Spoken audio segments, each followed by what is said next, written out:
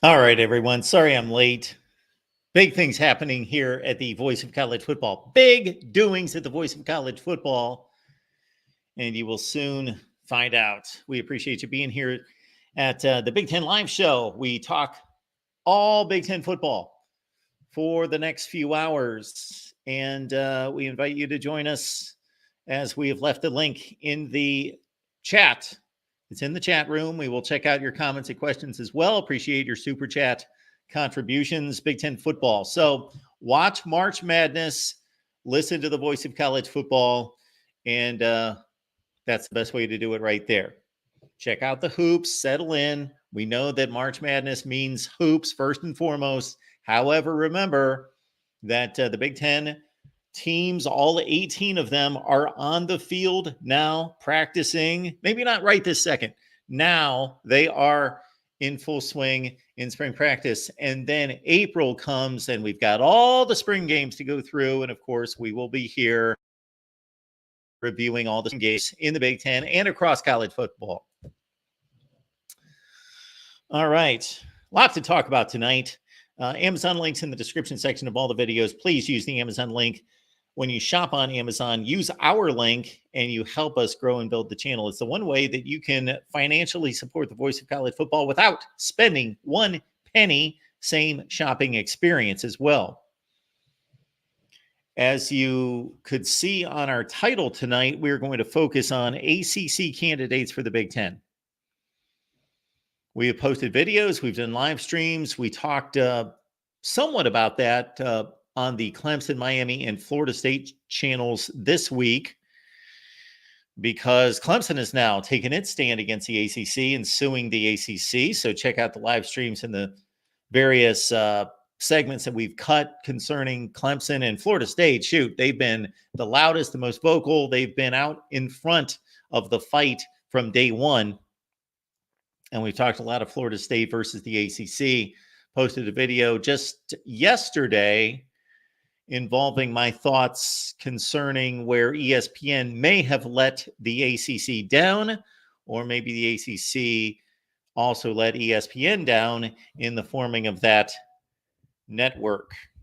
So check out that video. Let me know what you think there. Always keep in mind that we've got shows across the Big Ten: Ohio State, Michigan, Nebraska, Iowa, Oregon, USC. On Monday night, it's Trojan Conquest with myself, Matt Zemek, and Tim Prangley talking USC football. Speaking of which, that's on Monday night over on the USC channel. Immediately following here on the Big Ten Live Show, we've got the USC call-in show with Tim and typically with Matt. I think Matt's tracking hoops tonight, but we've got Tim on the call-in show over on the USC channel, so check it out. Big happenings coming up next Wednesday night before we dive into Big Ten football talk. Want to let you know that we are doing our annual State of the Voice of College Football. So you've got your State of the Union, and hopefully you've recovered from that. But this is much better. It's the State of the Voice of College Football. It's going to be next Wednesday. That's March 27th, 8 p.m. Eastern Time. 8 p.m. Eastern Time, next Wednesday, March 27th. Everything you want to know about the Voice of College Football, and probably about one or two things, or maybe about 33 things that you don't want to know about the Voice of College Football, but we will be here giving you the update on the network. So if you just want to talk college football, just want to hear about college football, that is not your night. So join us the other 364 and a half days of the year for college football discussion, best discussion, debate, and analysis. All right, let's see what you guys are talking about there in the comment section before we start to talk some Big Ten football.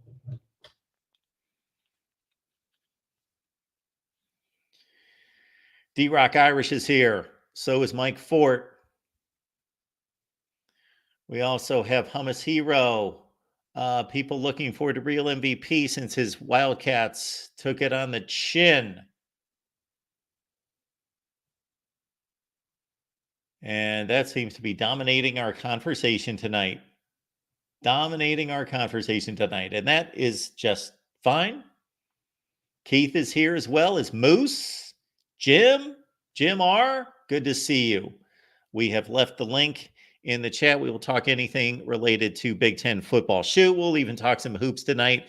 Just don't expect me to respond because I have absolutely no idea what's going on with March Madness, except I know Kentucky lost.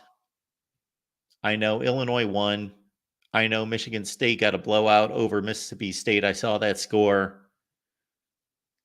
I have not watched 1 second. Not 1 second. We won't get into that, though. And again, next Wednesday, be here, 8 p.m. Eastern Time, for the State of the Voice of College Football. All right, let's talk Big Ten football. Spring practice news coming out. I think one of the overriding topics early on here has been the in-helmet technology.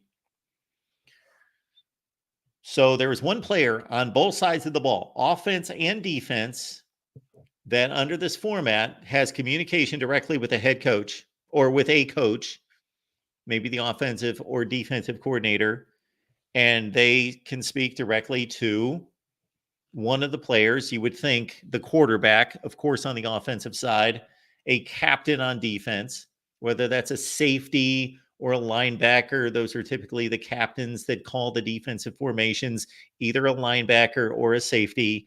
And I skimmed around, looked around, went through a number of team reports to see how this is working out, and they seem to love it. The coaches seem to love it. Coordinators seem to love it. Players are getting used to it.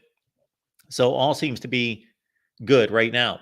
However, I don't know if this is just a formality, but on April 18th, the NCAA's panel on rules changes will be reviewing the in-helmet technology, and they will make their final decision.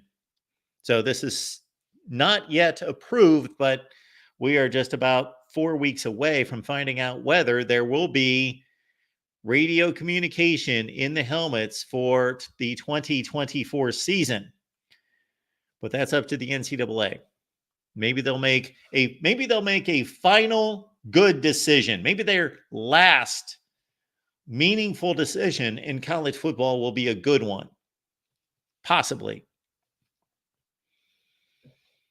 This seems to be a slam dunk, other than just determining finances, just determining logistics, but the actual decision, a conceptual decision that this being a good thing or not a good thing is a slam dunk.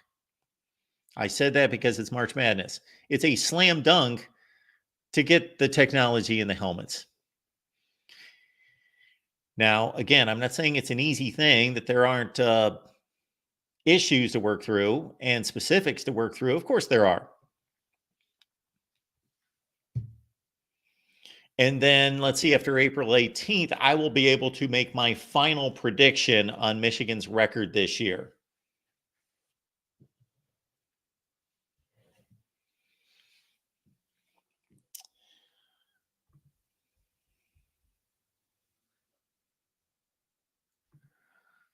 D-Rock Irish.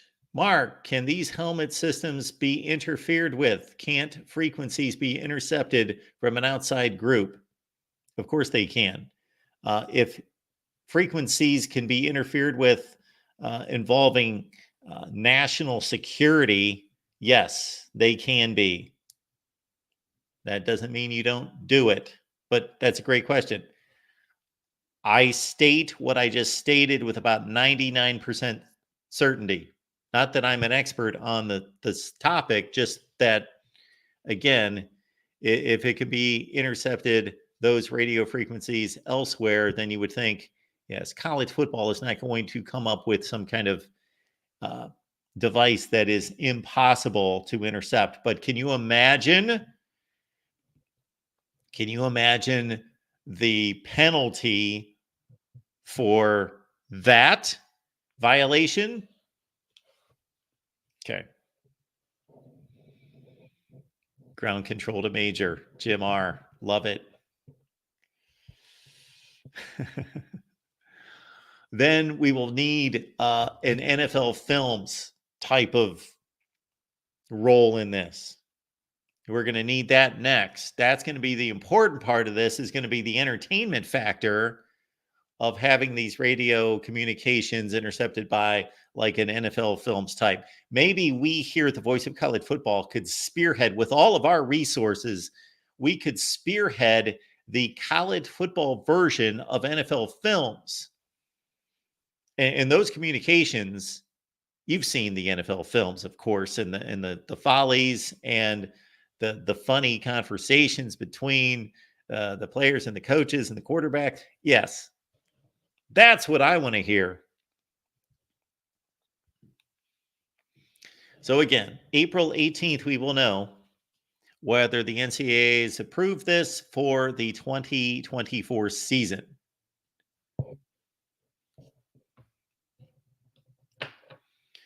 Yes, Mike is letting us know. I think hacking is an FCC violation. Football should be the least worry. It should be. Other spring practice news, in addition to that in-helmet technology, that being the overriding topic, Jeremiah Smith, the fleet wide receiver, #1 player in high school football, signed by Ohio State, has lost his black stripe. So at Ohio State, the incoming freshmen all receive a black stripe, and it is their goal to get rid of that black stripe, have that removed from their helmet as soon as possible, because that shows that they are truly a member of the Ohio State football team. No big surprise, Jeremiah Smith, the first to have his black stripe taken.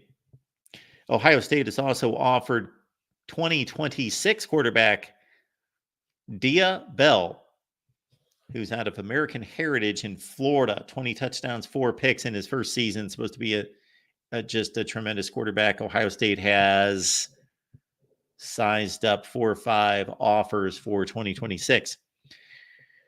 Wink Martindale, I'm seeing several reports that he may become the highest paid assistant in college football. Wink Martindale as defensive coordinator at Michigan.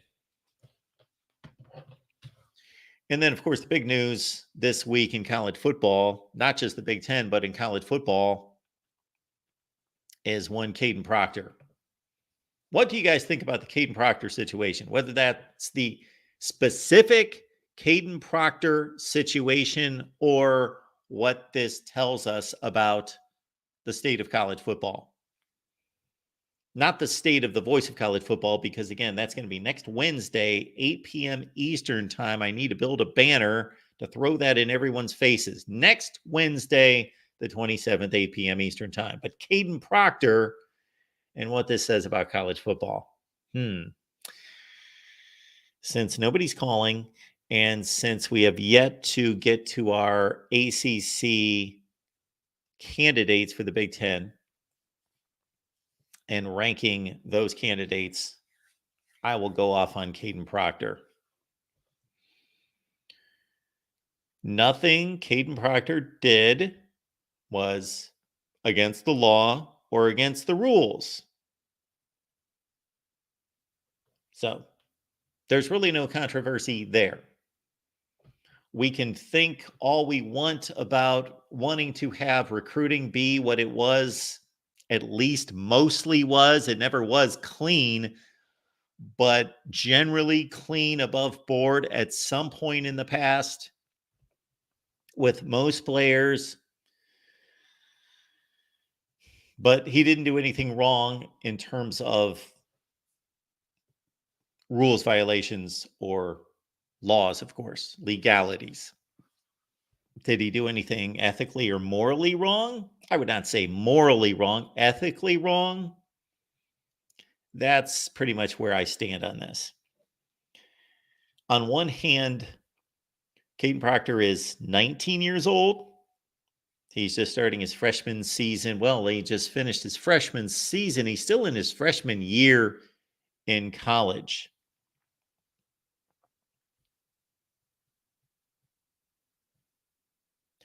I know this seems ridiculous and it's going to raise some chuckles out there or some just complete butt gusting, gut busting. That would be, I don't anyone want to think about the other gut busting laughs out there.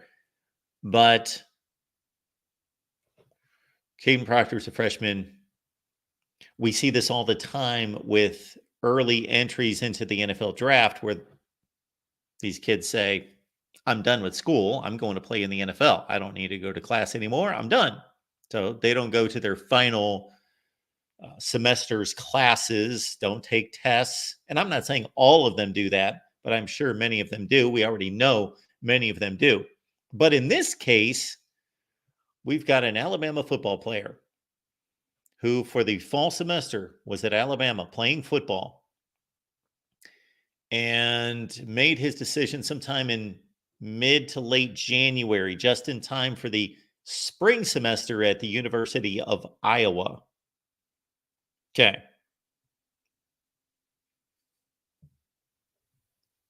So he's made this decision in mid-March. Now, I'm going to play in fairyland for just a minute, just in fantasy land. Just amuse me here. Does he finish out his school term at the University of Iowa, go to class, pass classes, take tests, get grades, all of that?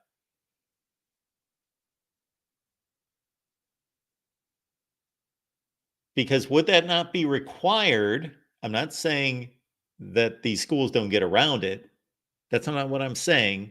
I'm saying, wouldn't the rules require that the student athlete, to remain eligible, would have to stay eligible in class, right?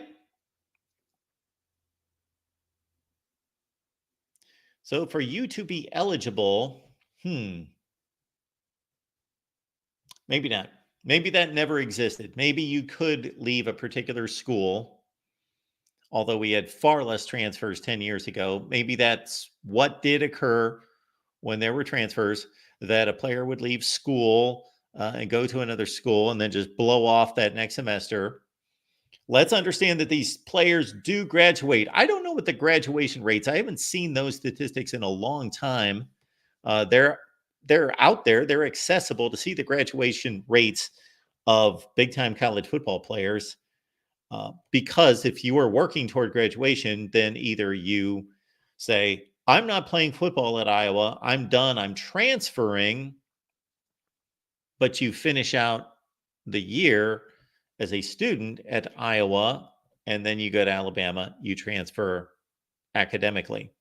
Or, as is the case, I'm guessing, I don't think I'm going out on a limb, he's done at Iowa. He's gone. He's done. He never went to class, or he went to 3 classes. He's done. He's gone. He's going to Bama, and he just lost a semester, which, again, I'm not evaluating his work ethic off the field in the classroom. Care less about that. Not all the players. Some could care less about that.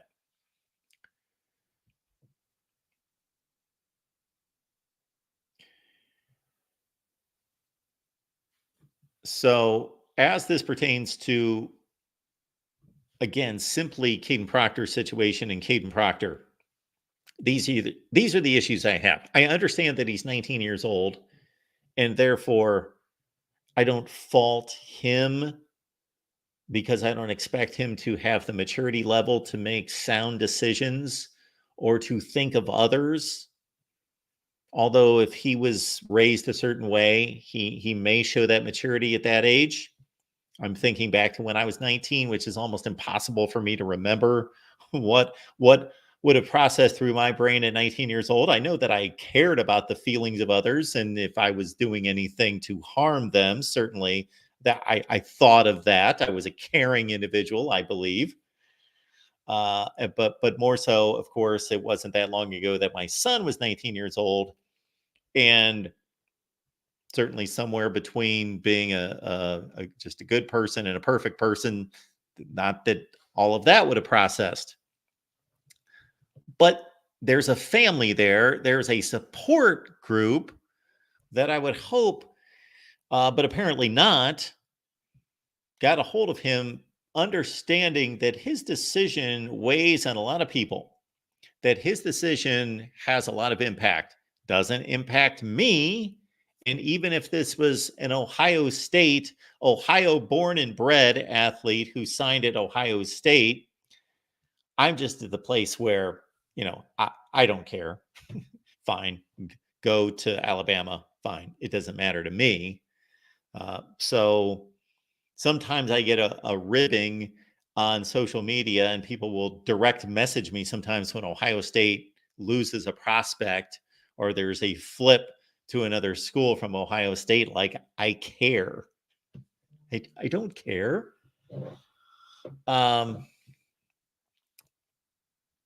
So that's not the issue here. I would care less regardless. But a lot of people do care. There are Iowa football fans that care deeply about this, and I am not disrespecting them or looking down on them to say, well, I don't care, you shouldn't care. They care. And that's one of the big reasons why we actually have a channel and network here, and there's a zillion others, not like the voice of college football. I was going to say like the voice of college football. Of course not like the voice of college football, but there are other college football platforms out there, and the TV ratings continue to go up and up and up and up, or at least stay high. People care. People care. And Iowa football fans care. There's a lot of them, and they care. And they own that state. Well, of course, there's Iowa State. There's no situation in America like Nebraska, but Iowa's got a pretty good hold on that state. So a lot of people care. And it's a shame. It's a shame, and I may have more to say about it. I already have on other shows, on other channels, but we want to get to a call here from our guy, John D'Adamo. Folks, before John says anything, this guy is doing a bang-up job on the Michigan channel. Brings in amazing guests and just prepares and produces a show that puts me to shame when it comes to just preparation of really intriguing topics and staying on top of the news of the day and the pulse of the fan base. So you got to check out what John does, specifically on the Michigan channel on Tuesday nights at 8 o'clock Eastern time. But of course, right here on the main channel, you get your Big Ten perspective from John and his contingent there on Monday nights on the Ocho at 8 p.m. Eastern time. Hey, John. Hey, Mark. Wow, that was cool. I appreciate that. It's well deserved. And he's right. 2 shows. Check it out. And we're very excited for Tuesday night show because we'll have back TJ Konarski from Ronin Sports Talk, and one of our new analysts, Ferris Khan, is going to be on, stopping by to give some analysis of what we started talking about Tuesday night, which was about the possibilities of a 2-quarterback system for 2024. So Ferris is actually going to break that down with some analytics and kind of give his take on what that might look like. So I'm pretty excited about it. Yeah, that's really cool. As John is outlining, Ferris joining us here at the Voice of College Football, providing his content. He's a very smart, analytical sort, and that should be extremely interesting. Absolutely. So first I wanted to touch on what you were talking about with Kaden Proctor. And I'm going to say that I actually have absolutely no issue with it whatsoever, which I actually agree with Michael Campbell on this point. And I think you basically said that, but with a few caveats. But I have absolutely no problem with it because I think it's on the college football leadership and the NCAA and the Big Ten commissioner and the SEC commissioner and everybody to get together and say it's time for contracts in college football.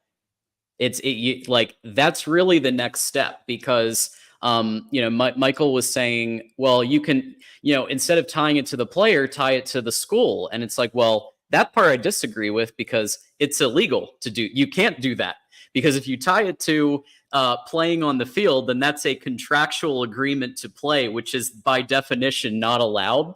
The most that we've seen is you have to have a residence in the town. So like if you remember the Jalen Rashada contract with the Gator Collective, the $13 million, the contingency was you have to have a town, you have to residence in Gainesville, right? So that was the caveat that they thought they might be able to get away with. But at the end of the day, we're all just skirting around, just treating them as employees and getting contracts to play football. That's really where we're headed. So that's exactly where I was headed next. I do have some further thoughts about the way Kaden Proctor handled this situation, but I'll get to those later. Let's stay on topic here with the contracts. So for as much as contracts tend to, I'm guessing, hit most of college football nation like they hit me, just the initial thought of it takes away the purity and the original intent, student athlete and all that. But look at how this could reinforce stability. Look at the NFL. The NFL model, again, the NFL, everything they touch is gold. And they have lucked into a few things, but mostly it's been based on them just knowing how business is run and marketing. Because when you look at a typical NFL fan and how they perceive their team and their off season, I think there is a very healthy balance of most of my teams coming back. They're under contract. 80 some percent of this roster is going to be back. Therefore, that attachment stays. But there's this intrigue of free agency. And we may go get the best left tackle in the NFL, or we may go get this person or that person, this player, and we're going to lose a couple favorite players. But there is so it maintains mostly stability, but then there's also that intrigue, that excitement, staying in the news, staying on top of the news, the sports news of the day. The NFL does a good job of that. So there's that healthy balance. Now, is that the important part of it? No, it's treating people correctly and giving players freedom, and it's giving them their rights, and then also doing what's healthy for the game. So that marketing aspect is just kind of a periphery benefactor to all of this. But what you say about contracts, that would maintain stability in college football, whether that's a 1-year contract, a 2, a 3, or 4-year contract. Then the other portion in this, I don't know how this is going to fly, but I'll throw this at you, John. Yeah, would be they are still college football players. They are still tied to these universities. Therefore, right. I would want this contract to also include, it's almost an internship for the NFL or an apprenticeship of sorts. Yep. Mm-hmm. Therefore, you have to show progress toward getting your degree, going Absolutely. To class, taking tests, getting grades.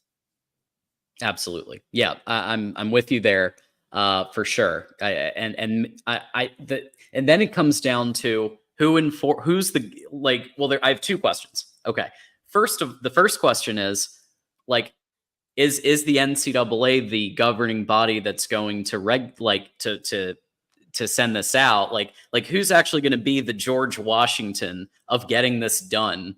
Because at the end of the day, somebody's got to be running point on this, and we're seeing the slow dissolution of the NCAA slowly but surely with these rulings.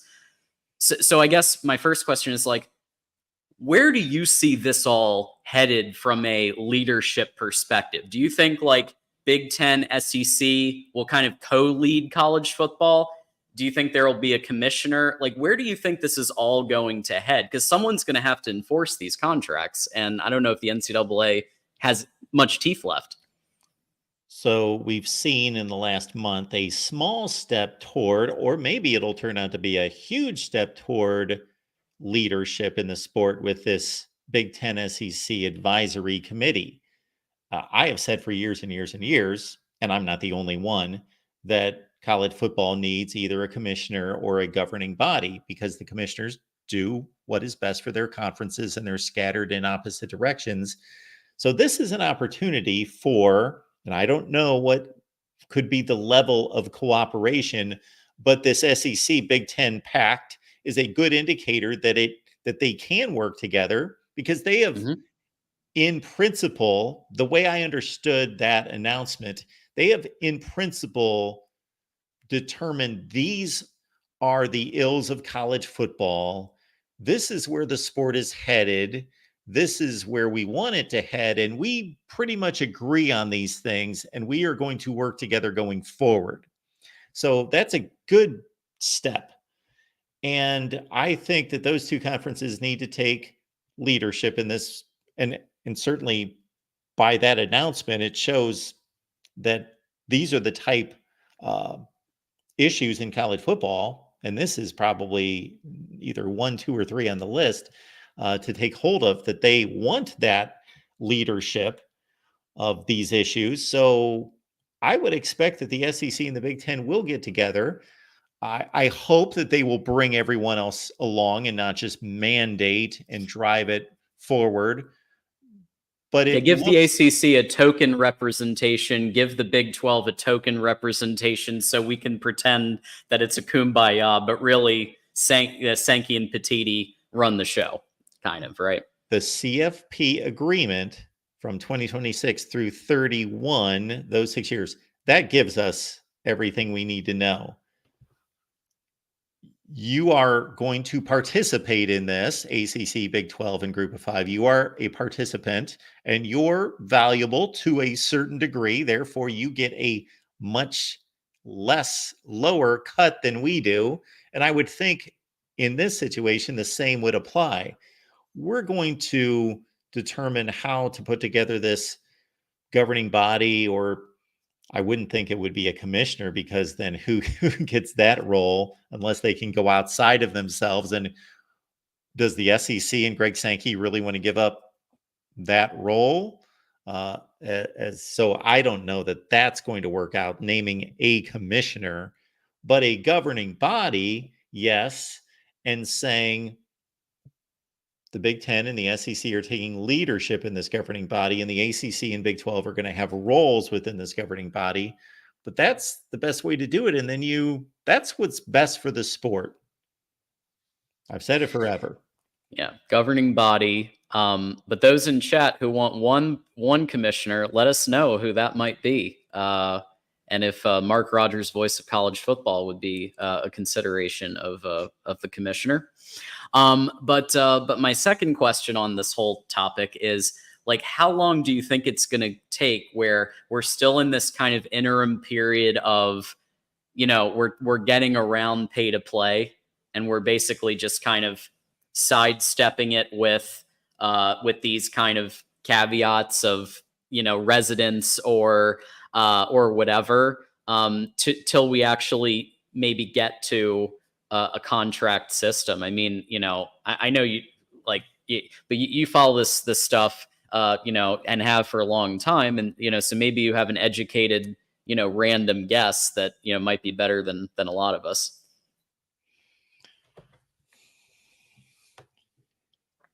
I think that it's almost impossible to go from where we are here to some ironed out perfect system. But what we've seen over the last 3 years couldn't be any more clumsily constructed. So any type of steps in the right direction, even if they're somewhat missteps, because any progress in any facet of history, go through your industries or governments or whatever, there are rarely just A, B, C, boom, we did everything right, boom, and then we arrived at this place.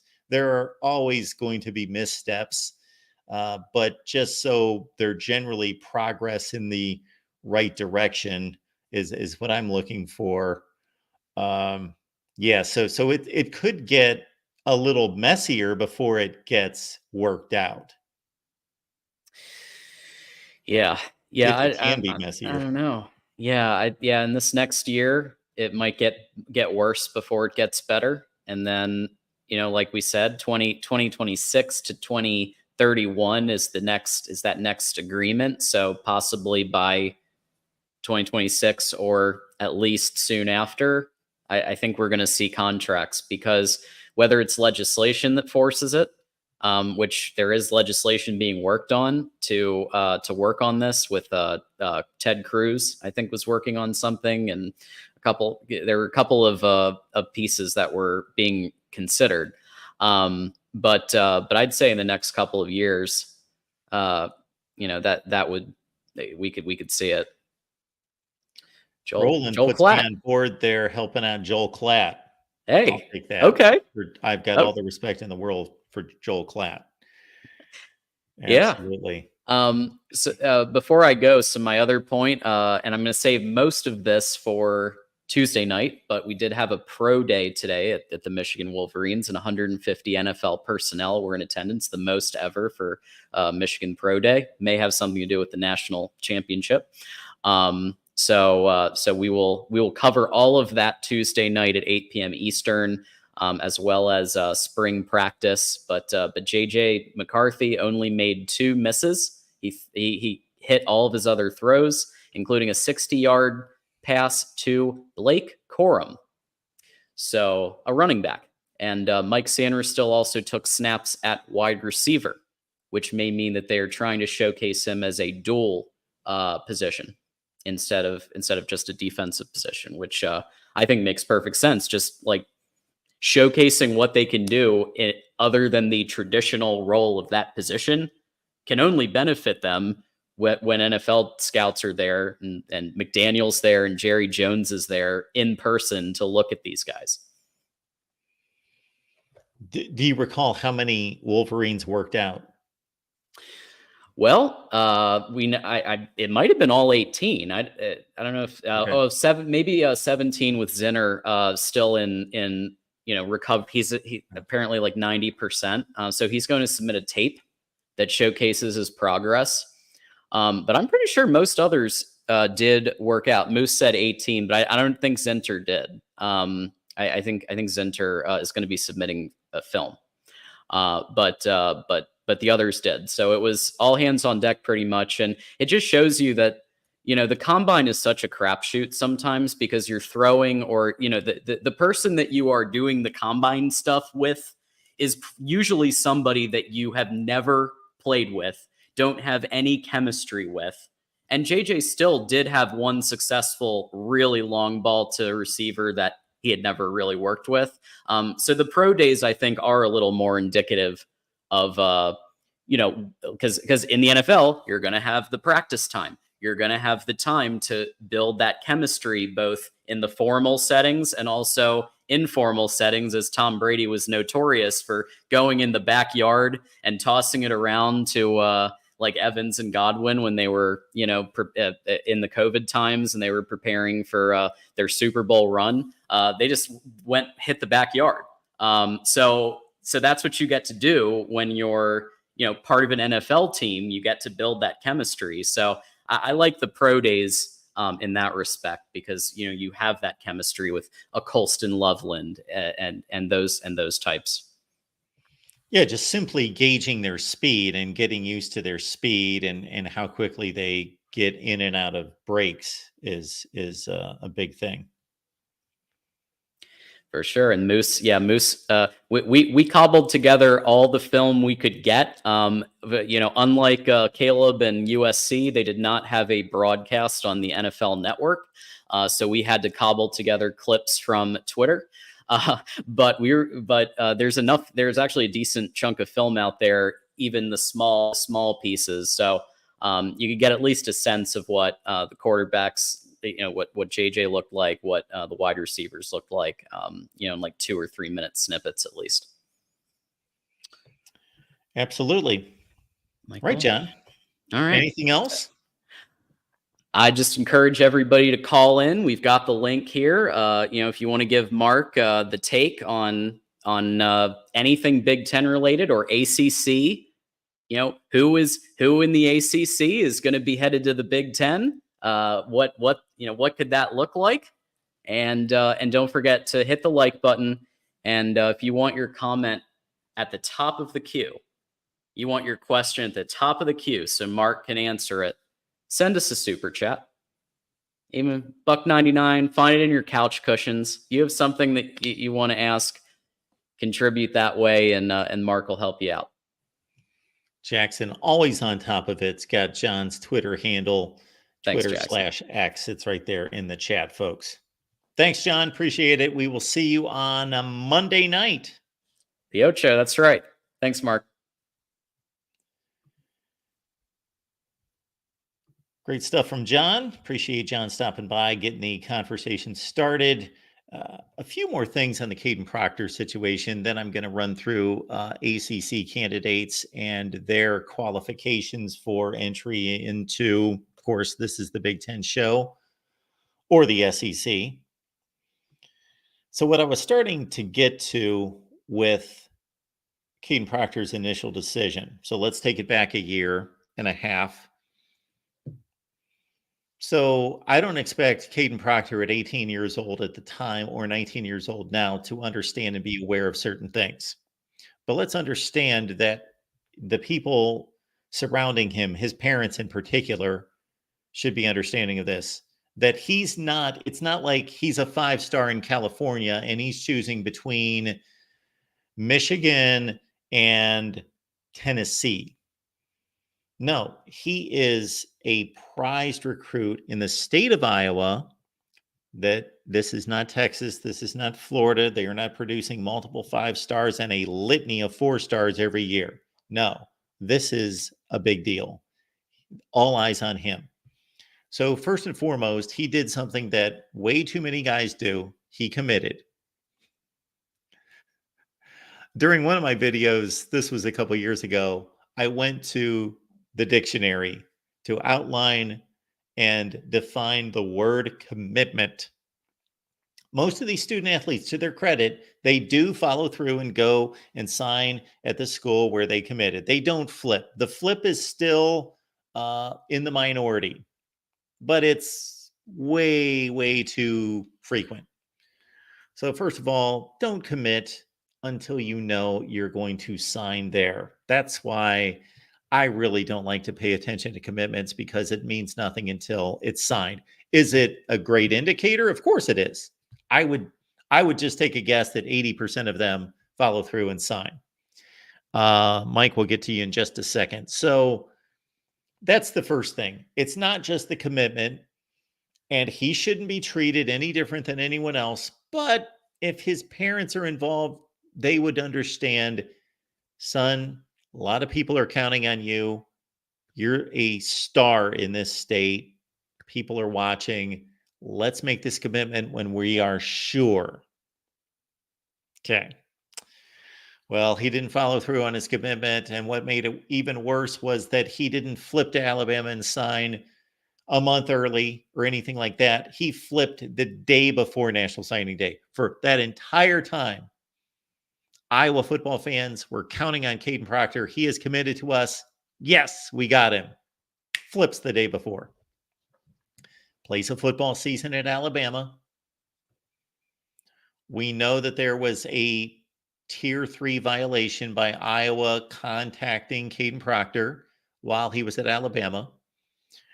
Pro-Iowa folks will tell you that it was just a matter of support, just saying, hang in there.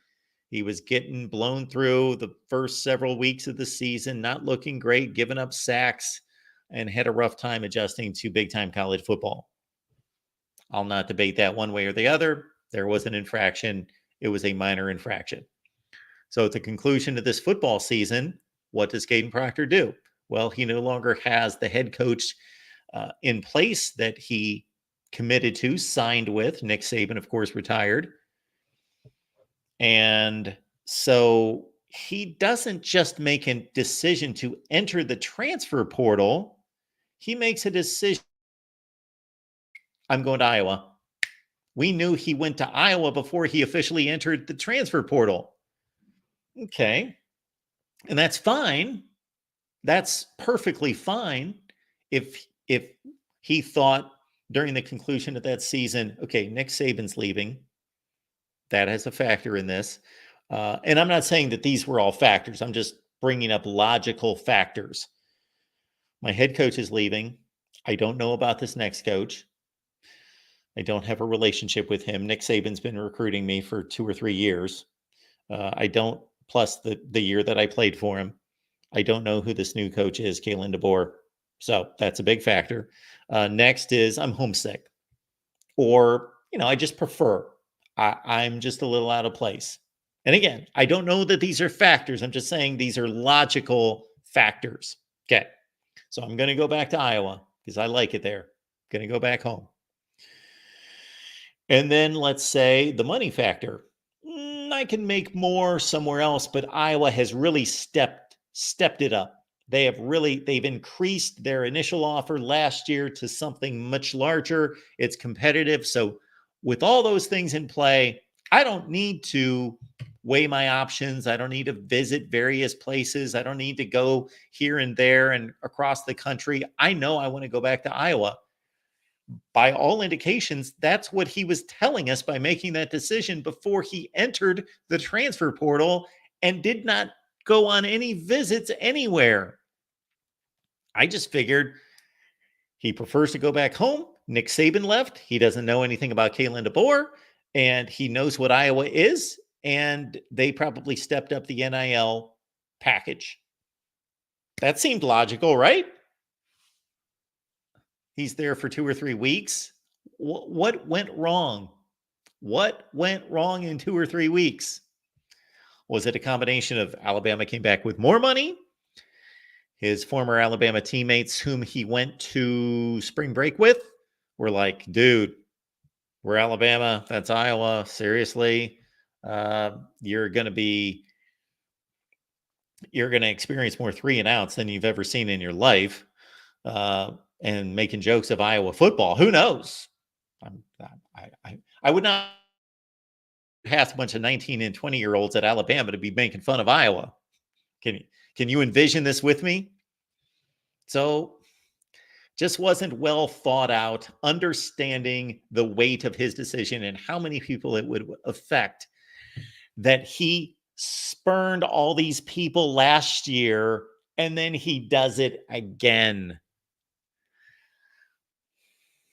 I would just be in my son's ear, and I can't control him, but I think I would have a strong impression that he would understand the weight of his decision, not just for his career, but that he should be understanding and of the feelings of the fan base, and understand that without the fans, none of this exists. I bring that up every so often just because I wanted all of us to take a reality check that without you, without us, this doesn't exist. Kaden Proctor is just an excessively big human being who, depending on what he has upstairs, could put that to good use. Or if he's lacking upstairs and I have no idea what the answer is, then he's just digging ditches somewhere. All right. Let's hear from our buddy Mike Fort. Mike, what's going on tonight? Just watching some basketball when I can. How you doing? Well, what's catching your eye? I got out of work. Towards the end of work, I was flipping between Colorado, Florida, which turned out to be a pretty big barn burner, and Auburn going down to Yale. That was actually a very good game. Okay. Well, I am aware that Michigan narrowly missed the NCAA tournament. Yeah. So who would you be rooting for? Anyone? Nah, I really don't have a dog in the fight. Okay. I want the Big Ten to do well. Yep. I'm glad that the SEC is stinking it up this year so far. Because no fan of the SEC. We had this conversation the other night about conference pride, and our guy, the Rod Farva. I hope he doesn't mind me saying this, but he was saying it out there in public anyway, so it wouldn't matter. He just doesn't understand conference pride and rooting for the conference. But that always did from the time I was just a little tight. Nobody taught me to do it. I just inherently just did it. It's bowl season. I want all the Big Ten teams to win. It's March Madness. I want the Big Ten to win. I just did it. Nobody had to teach me to do it, but he thinks it's ridiculous. Others do, but I disagree. Yeah, I'm the same way with the obvious exception. For me, Yes. perfect is everybody but Ohio State winning. But since we don't have to worry about that, so I'm pulling for Nebraska to beat A&M and Michigan State beating Mississippi State, which they did. So I even root for Michigan State in basketball, not in football, but in basketball. Although after what they pulled in the tunnel a couple years ago, it's getting hard to root for them. Yeah. Oh, yeah. Well, that was a Mel Tucker led football program. I have to expect that they're going to class it up now with Jonathan Smith. I would expect so. I mean, for what he did at Oregon State, I was pretty impressed because it's hard to really get people to go to Corvallis, Oregon. I mean, what's the sales pitch for that? Yeah, I think they've run out of that sales pitch because he moved to East Lansing, Michigan. And I won't say that East Lansing is the new metropolis, but no, I think it's easier to get them out in the wheat fields of Oregon. Yeah, and also once you are one of the members of one of the big two conferences, even if you are in East Lansing, Michigan, or pick your possible not so alluring destination, Fayetteville, Arkansas, etc., you're playing in the SEC, you're playing in the Big Ten. Yeah, there's been some good players go through Michigan State in their days. I mean, Oregon State has what? Probably the weirdest wide receiver ever. Other than that, I can't really think of a whole lot of Oregon State guys. Oh, thinking about Ocho Cinco, Chad Johnson. Yeah, the weirdo. Yeah. Who played with TJ Hushmanzada. Oh, yeah, Hushmanzada. Yeah, they had those guys at the same time. Yeah, it's hard for me to really get into football right now. I mean, I'll come by your show to support you and all, but you say it's got to be hard having a show at this time of year when March Madness, unless you have people in the lobby that just absolutely have no interest in basketball whatsoever. Yeah, I have watched college basketball my whole life, but it partially has to do with what I'm doing now. That's probably taken me away from watching it, and now I don't even watch any of it. Like I haven't watched 1 second of the last 2 days, and that I couldn't wait at one point in my life, and I'm not talking about for like a year. I'm talking about for decades, for Thursday at noon when they tipped off the NCAA tournament. Couldn't wait for it. At one point in time, up until a couple years ago, I used to take this Thursday and Friday off every year because I would just binge watch everything. I mean, I don't follow college basketball as much, but I still do like it. But at one point in time, I mean, this was up there with like the Super Bowl and the Masters for me to watch.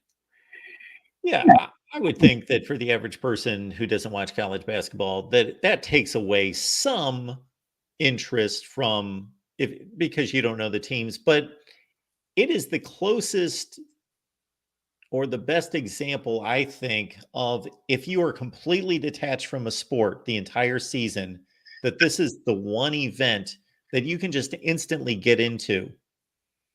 As long as you know what basketball is and you know how the score works and you have some semblance of knowledge, that you can just watch any basketball game in the NCAA tournament and instantly get excited about it, just understanding the process of the elimination and how cool the tournament works. It's just a beautiful thing. Well, I would say that the Super Bowl would be up there, mainly because there's a certain demographic that just goes to watch the commercials, because the Super Bowl always has the new commercials. Yeah, but I'm talking about actually watching the sport and having no idea what's going on before. Like I could I could start watching the NCAA tournament tonight, and I know none of these teams, how good they are, know nothing. I could not name one college basketball player, none. But I would enjoy it. Well, I just like, it's always fun to see the upsets, and this is kind of like the one time where you always want to root for that underdog. You want to find that underdog that sneaks under, like another George Mason, another Loyola Chicago, those kind of things. Those are fun to root for, in my opinion. Oh, I yeah. mean, if it was always the Blue Bloods winning every time, it wouldn't be fun. Yeah, the upset possibility is just so much greater in basketball for so many different reasons. It's a shorter game. Just, who really gets hot in football? It's not like shooting a basketball where there's a variation of, there are good shooters and bad shooters, but that variation changes so much in any given day. And a half in basketball just goes by like that. And if the underdog is hot and they got a nice little lead at halftime, and then the pressure starts to mount on the favorite, yes, it's the perfect upset scenario sport. And I even like the build up. Like I religiously watched, the selection show, watching all the, the talking heads, figure, who's going to be the Cinderella, how much chalk is there going to be. And, it's always fun to watch like the upperclassmen teams, kind of like, with Michigan this year, how we had all these, seniors and COVID super seniors, that finally, beat out the younger guys, the younger, more talented guys, quote unquote, to win a title. Just like, I like to watch, when these mid majors has got, a, the 5 starters are all like seniors with maybe like one junior stuff where, they have that experience and they have that cohesiveness and they go out there and they kind of shock the world. Absolutely. And my cat's making noise. So I guess I better get off here and get up room for the next person. Enjoy the hoops, Mike. Oh, I will. Thanks for having me, Mark. Thanks, Mike. Yeah. Good to see our buddy Mike Ford. We haven't heard from Mike in a long time. He's taking a little break from college football. We can completely understand that. We've got Brent from Elvis Nation. We appreciate him reminding everyone to hit the like button to help out the channel. And Elvis Nation going with, I'm almost positive I would bet a small chunk of change on that being a 1957 shot of my man, the King. All right. Great stuff from Elvis Nation. And if I'm still so honored, I might be hosting an Elvis Nation along with some really good people over there here soon. Possibly. Brent's still with us. Brent, I'm moved. I'm here. So anytime you need me, I am willing to help out. That's one of the most fun things I've had to do in, quote unquote, we will call this broadcasting. I think that in a sense no longer exists, but we are broadcasting here. But that was a great time. All right. I am going to dive into ACC candidates for the Big Ten. And you can really determine this. This is the same evaluation for the SEC, but of course, this is the Big Ten show. Yes, 1961 Pearl Harbor, Brent. All right, let's keep it rolling here at the Voice of College Football. I guess I'm not going to get to my ACC candidates because we're going to take a call from our guy, Keith. Keith, what's going on tonight? Hey, Mark, 3 for 3. You got 3 U of M guys on. Yeah, and I'm supposed to feel good about that. Well, considering the 3 that it is, hey, you are 3 of the best. Yeah, just come over to our side. Life's a lot better over here. Yeah, next comment, Keith. Okay. All right. I'm convinced it's all about the money why Kaden went back. I think something happened on his NIL deal, like, they said 100,000. He got probably easily $1 million to go back, and 1.2 million might be 1,000 a month, 100,000 a month or something like that. Whereas he might have gotten more money up front at Bama. Sure. Yeah. So Why wouldn't he have known that? And if, again, I don't expect him to be processing this, but his family be more cognizant of the weight of his decision and the impact on people and just double check, okay, Bama, what do you have for us? Iowa, what do you have for us? Okay, we're making a decision. We're going to be playing football in either spot. And this is just the epitome of what I think really turns people off is this is not just a transfer from one place to another and playing football that season. This is a transfer during the off season in which there's all this hype, all this hoopla, all this celebration over this kid arriving in Iowa, and then he doesn't even play a snap. He doesn't even go to spring practice. yep, that's what the world's coming to. Another thought I had on Kaden Proctor is he goes to Bama last year, right? And he starts as a freshman at left tackle. And are you telling me that Nick Saban doesn't have another 5-star or a high 4-star at tackle that had much more honed technique than a freshman coming in off some high school campus in Iowa? I hope that that was strictly a football decision to keep him on the field. And that was not a decision to say, okay, he's learning, he's getting better. We're not getting killed with him there. We have a better player who's more experienced from the 2022 class, who would be probably performing better. But we want to keep this kid happy, keep him engaged, make sure he's here. Those kind of thoughts have to go into these decisions now. Yes. Like in the days when we had that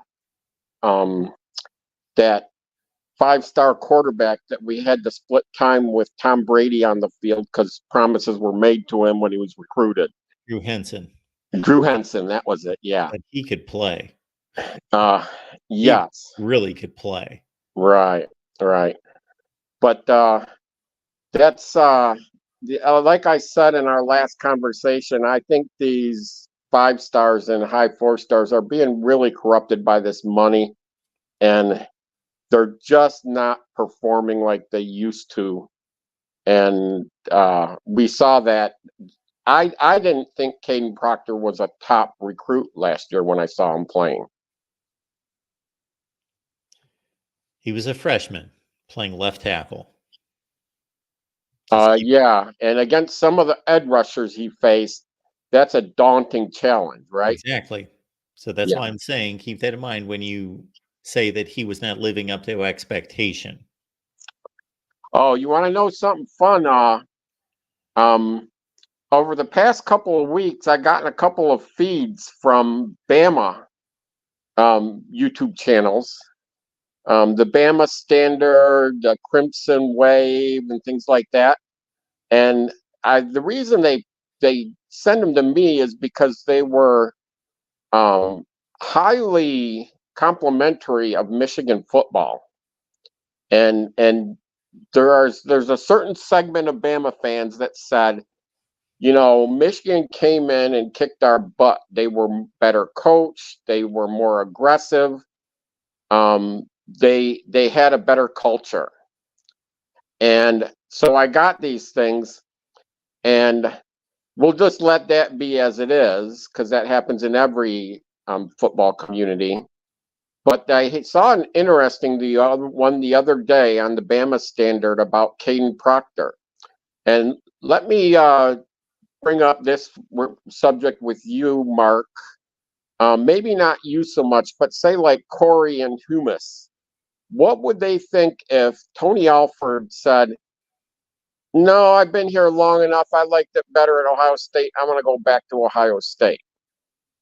What do you think Corey and Humus would have to say about that? What is your point, that we are holding these players to a different standard than coaches?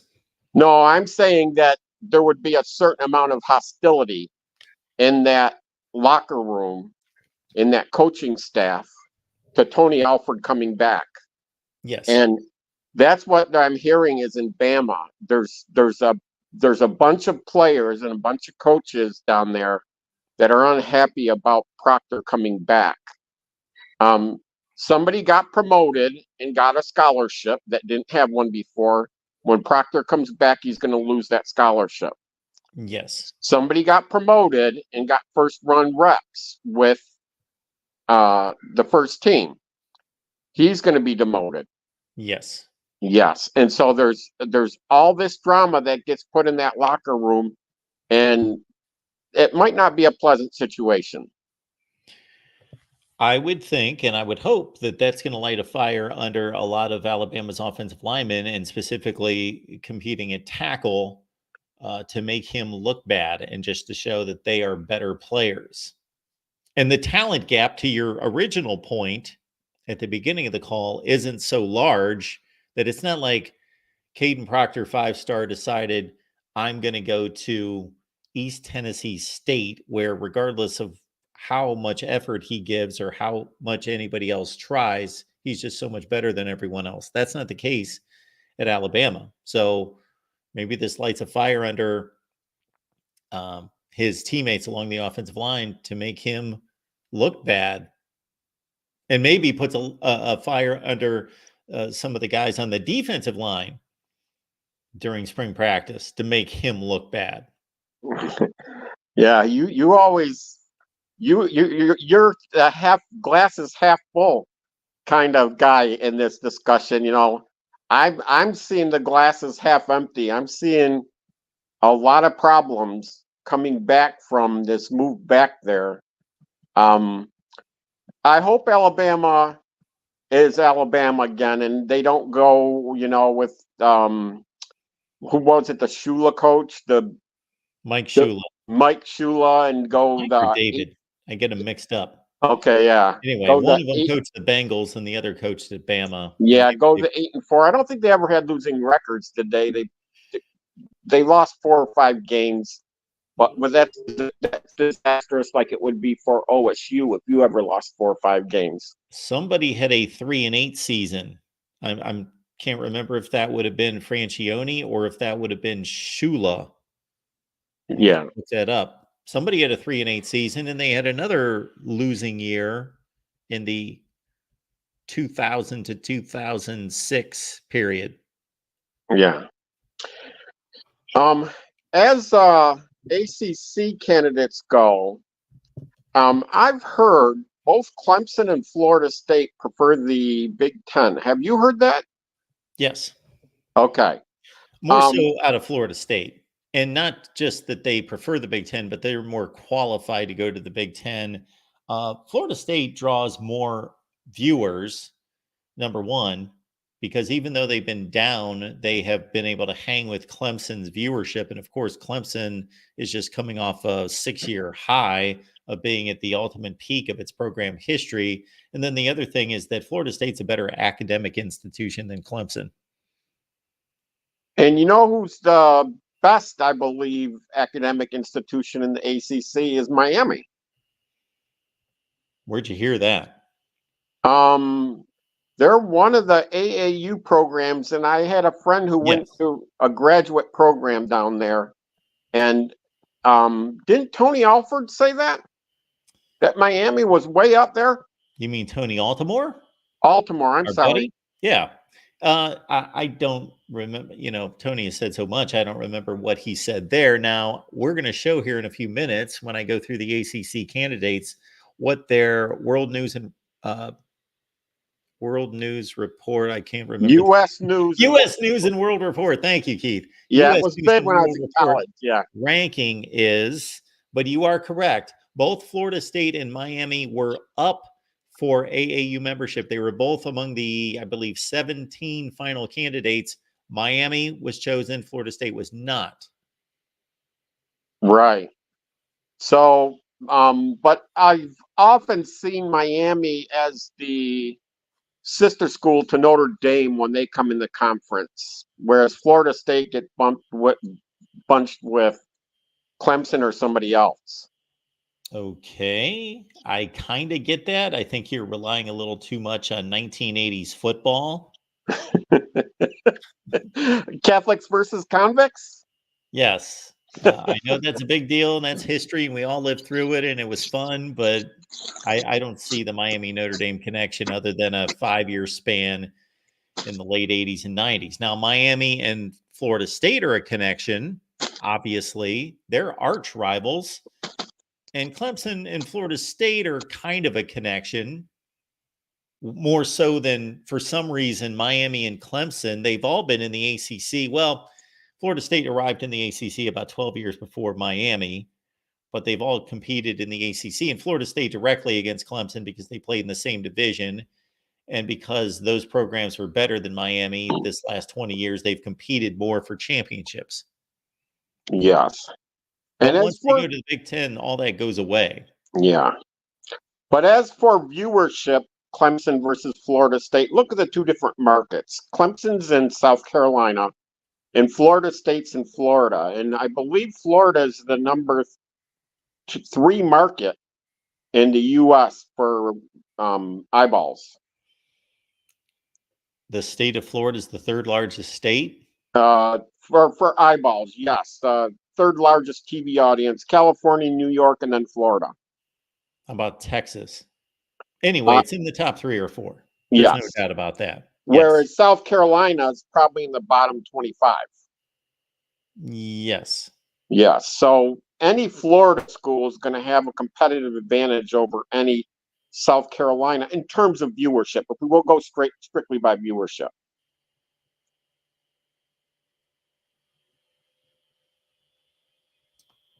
Yes. Yeah. Yeah, you're right. You're on it, Keith. Yeah, Florida State can draw from all of Florida, and it's the third or fourth most populous state, and South Carolina is wherever it's ranked. Like you say, it's probably in the bottom half of the United States. And I don't have all the answers. I've spit out metrics. I know something about television and markets and all that business, but I don't pretend to know. For example, Clemson is only like 90 minutes away from Atlanta, but I don't pretend to know how many people in Atlanta are Clemson football fans. I don't know. Right, with Georgia being twice as close. Yes. Right. Yeah. And Georgia Tech, or it just being a professional sports town that I know that it cares about Georgia football more so than maybe some other large cities don't care about the college teams close, like Dallas and some other ones. Yes. Well, you only have yourself to blame for us being concerned about all these TV viewership metrics because you started that program about a year ago. Yeah, I enjoy that stuff. I've always enjoyed that. I don't know why. Even when I was a little kid, I would be drawn to TV ratings in the newspaper.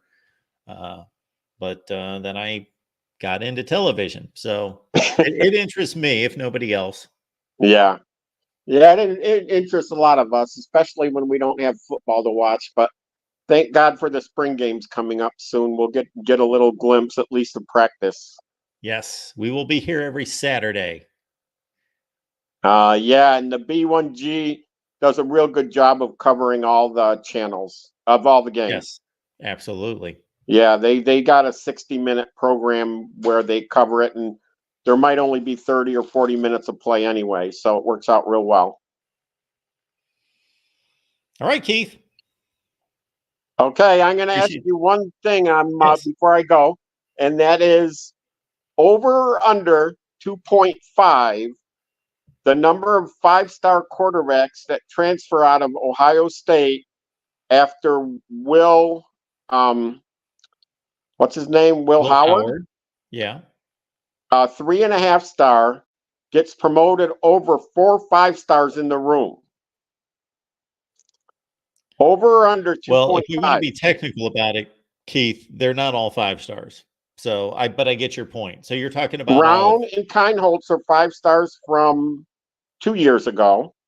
And then you got Syed and Nolan that are 5 stars from this year. Okay. 3 of them are not transferring. Oh, Under. 3 of Maybe 2. 1 for sure. But 3? So you're You're under 2.5 then. Yes. Okay. All right. It's going to be fun to watch, Mark. All right, Keith. Appreciate you being here, man. All right. I joined your YouTube channel today. Well, I thank said I you. was I going to do it appreciate after. that. What's that? I appreciate that. And I just see that there is a post on that. So we will get that up there. Thank you so much for doing that, Keith. All right. Nice talking to you, Mark. We'll see you. Our guy, Keith, joining us. Yes. So he's pointing out that bingo. Well, that's coming in from Jackson. So we've got Jackson here. 155 days until kickoff of week 0 of the 2024 season. If you can count on anyone to give you stats like this, it would be Jackson. 155 days until week 0. So we'll be here week 0. And then 5 days later, and Thursday night, of course, is the kickoff of the college football season. And then there we go. Keith, new YouTube member. So join us either here on YouTube as a member and or on Patreon. Go to patreon.com/MarkRogersTV. Yes. And for the record, Mike Dubose, 3-8 at Alabama in the year 2000. That was the last year I was in Mississippi and only an hour away from the University of Alabama, covering Alabama, Ole Miss, and Mississippi State. 2000, Mike Dubose, 3-8. That was his last season. Mike Shula, I said 3-9. It was 4-9. He played 13 games, 4-9. And those were the two losing seasons between, well, Dubose's first season in 1997 after he took over for Gene Stallings. And I was there for that too. 4-7, 3-8, and then Shula at 4-9. Let's keep it rolling here at the Voice of College Football and the Big Ten Live Show. We got the real MVP here. Hey, Mark, how you doing this evening? I am doing great. How are you? I'm doing good. I heard something Mike Ford said that I thought was interesting. He said, he likes mid-major teams because they have a bunch of seniors and they kind of come out of nowhere to shock the world and win a game that nobody expects them. I just wonder what a football equivalent of that team could be. Well, that's a bit of a stretch. Well, for football, basketball comparisons, we got to make these types of stretches because Liberty is not going to win a single playoff game. How about your stretch being TCU the year before? It applies to them. Okay. You're right. Which is even more funny, Mark. You're equating a blue blood college football program that has 18 players in the pro day trying out for NFL scouts to Vermont or fill in the blank at the Division III level that competes. Well, not Division III, but a lower level conference team that is fighting its way in the NCAA tournament. Yeah, just where the two levels of the sport's at, Mark. It's not my fault. I mean, listen, Michigan was they are a blue blood, Mark, but I am a what have you done for me lately type of person. And from the year 2000 to 2020, the answer is not a whole lot worth anything. So. Okay. All right. I just have to say that was one of your weaker and least accurate analogies. That's fine, Mark. I know you as an older statesman of the game value them, but to me, Michigan, Nebraska, Notre Dame, yesteryear teams. That's what they. To me, that's what they. Oh, in Miami, if you want to throw Miami in that mix, They just to me, that's what they are. Championship. Yeah, they was an outlier, Mark. They won the Big Ten championship the 2 years prior. Yeah, I was talking from 2000 to 2020, Mark. Okay. Sorry if I didn't make that clear. Okay, sure. But so from 2000, I'm not impressed with these 18 guys. Yeah, from 2000 to 2020, I'd say Michigan was sometimes a top 10 program, but very rarely, usually 15 to 20. And then, those couple years, those 4 or 5 years at the end of course, Rich Rod into Brady Hoke, we're talking top 50. Right. Mark, for football to football comparison, I've compared them to the Auburn And I think that's an accurate comparison. I mean, Auburn's had it. And Mark, I also had a weird dream that the Oakland Golden Bears beat Kentucky in basketball. It was a weird dream. It was Oh, kind that's of like a impossible. mirage. I'm not sure if it really happened. I think they should have a rematch. What do you think? So, in your dream, Daryl, did you see a scoreboard in your dream? Yes, I did. Was It it was like kind of 80 to hazy. 76, maybe something in that range? Yeah, something in that range. Yeah. It was 'Cause weird. I know when I have sports dreams, I usually see a scoreboard or I know what the score. I was just curious, how that played out. Yeah, if you've got also $33 million you're willing to spend, I'm sure the University of Kentucky has been willing to take it for a buyout of a head coach. When you have a head coach that cares more about the players and their next level of football than the current level of sports, that's not usually a good coach, Mark. You're ready to show him the door, huh? Oh, yeah. Really? How long has that been the case that you've been that unhappy with Calipari? Ever since St. Peter's. Okay.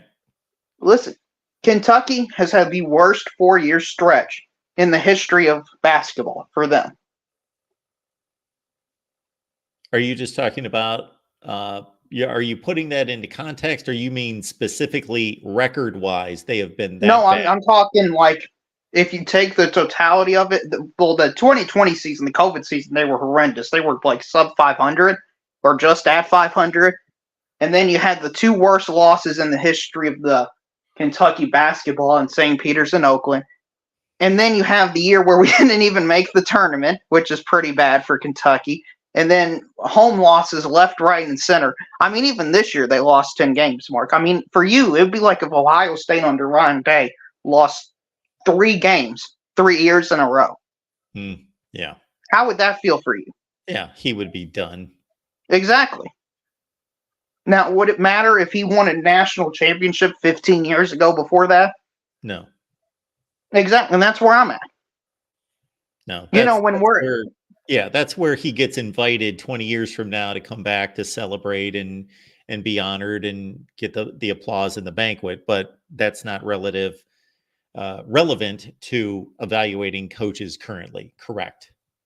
Right. And if you want to be the absolute best of the sport, like Ohio State arguably is in football and Kentucky arguably is in basketball, you've got to live up to super high standards, and that's what they get paid to do.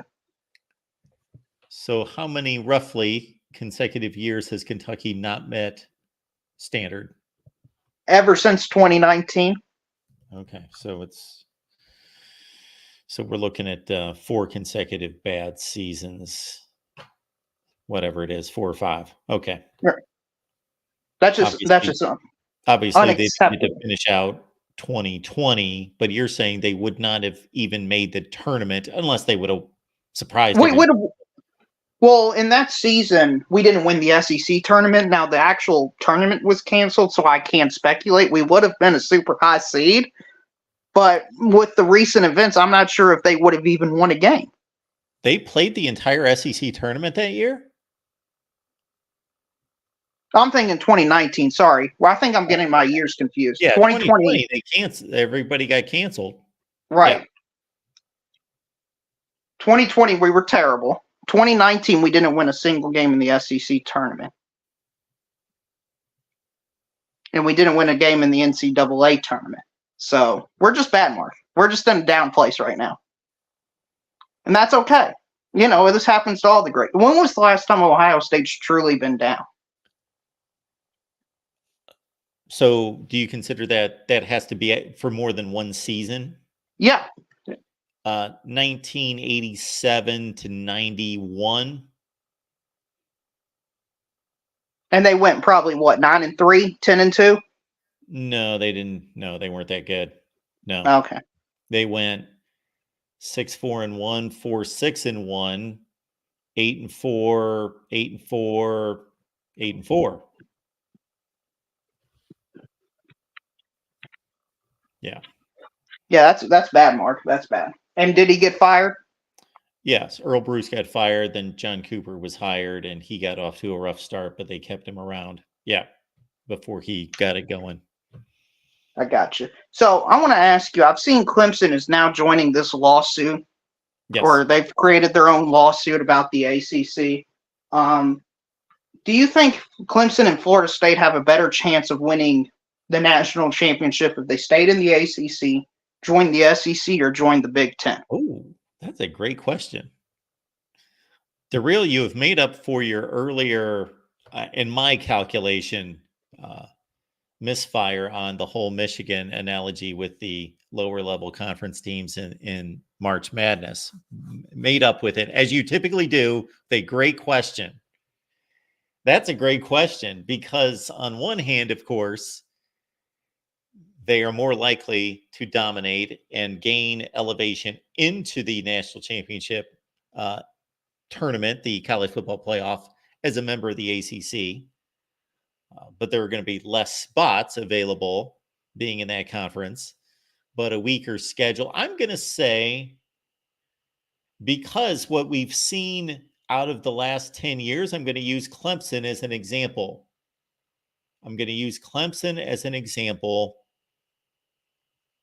Because they dominated the ACC. The ACC was generally not that good that entire time, but they were far above it. And then they got to the playoff and they were a dominant, great program.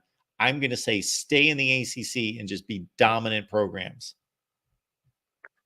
See, that's interesting because I know it's a part of the Clemson lawsuit. Now, I've heard Florida State fans say it, but I don't know if it's a part of their lawsuit. They talk about how they are in an uncompetitive advantage. It's basically impossible to compete if they stay in the ACC. But what you're telling me is it's a real argument of whether they can win the national championship, whether they either stay or leave a conference. Yes, this financial disparity has been going on for years and years and years. So this is not a new thing. It's just becoming a greater gap. So they've been working at this deficit, playing in the ACC versus what the Big Ten and the SEC schools get anyway. They've already been working at this deficit. Okay, so let me give you an example. When Oregon went out to play Ohio State, was Oregon making more or less money than Ohio State? Less. And who won? And Oregon won that game. Yes. Okay, so money isn't the only thing that decides who wins football games. Yeah, let's make that example even more egregious. Indiana's making more money than Oregon, and has been, and will continue to, because Oregon's getting half share. And do any of us expect Indiana football to be better than Oregon in the next 5 years while they're making more television revenue? No.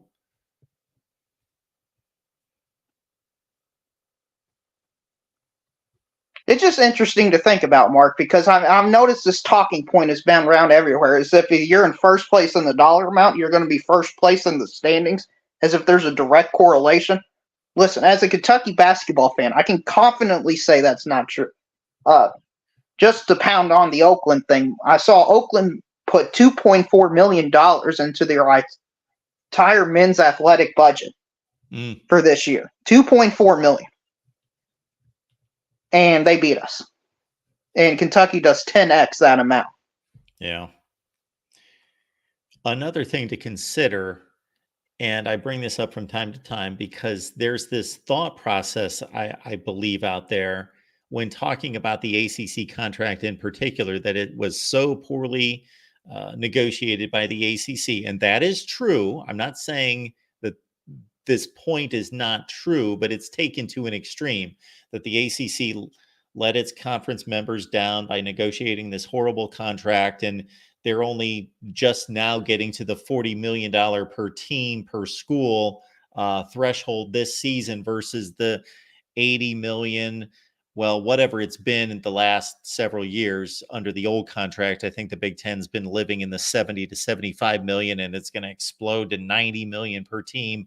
Let's understand that, yes, that was poorly negotiated. The ACC should earn more than that. However, they would never be equal. They would never be anywhere close to being equal to the Big Ten and the SEC in viewership that's going to translate to being able to negotiate a contract. So that disparity is not all just the ACC can't broker a deal. It's that they're not worth what the Big Ten and the SEC are worth. Right. And also, from my understanding of it, the ACC schools made a conscious decision to trade security for money. Or So I trade- wonder how much yeah. of that eats into the disparity you're talking about as well. Because, you know, Mark, as far as I remember, Florida State and Clemson were there in the room when they decided to not only sign the contract the first time, but also to sign the extension.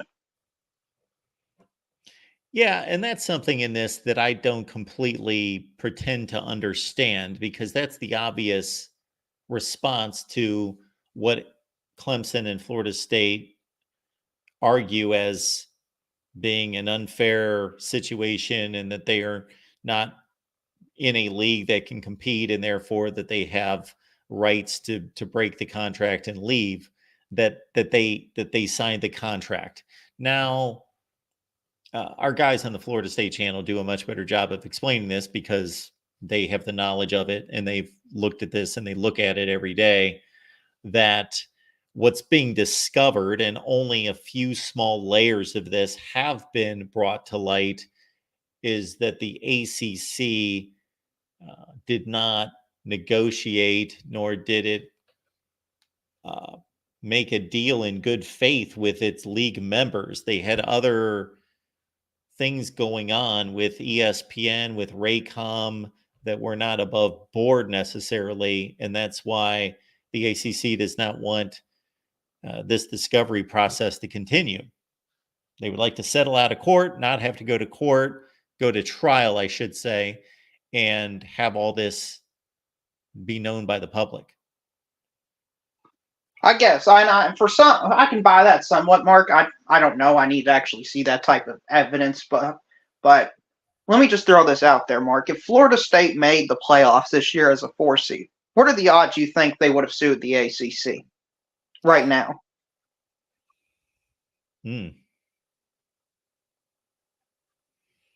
Well, that's a great question. You got another one on me here. That's another tremendous question. It should be, I'll tell you what it should be. It should still be 100%, because what they are arguing for should have nothing to do with what a committee decided concerning one playoff, one particular year, involving certain circumstances, a fairly weak schedule, and an injured quarterback. But you're right. It is about perception. It is about certain optics that are out there in the public that cause big organizations, big schools to make decisions that they otherwise wouldn't make, because this became a point of embarrassment that we're undefeated, we're a big time program in a big time conference, and we get left out. That's never happened before. Shoot, there's one-loss teams going to the playoffs all over the place in these other conferences, and we get left out. It's a point of embarrassment, and therefore we're pointing at the ACC as it's your fault, it's your problem, because you have an inferior league, you don't fight for us, you put us in a bad place, we don't make enough money, da da da.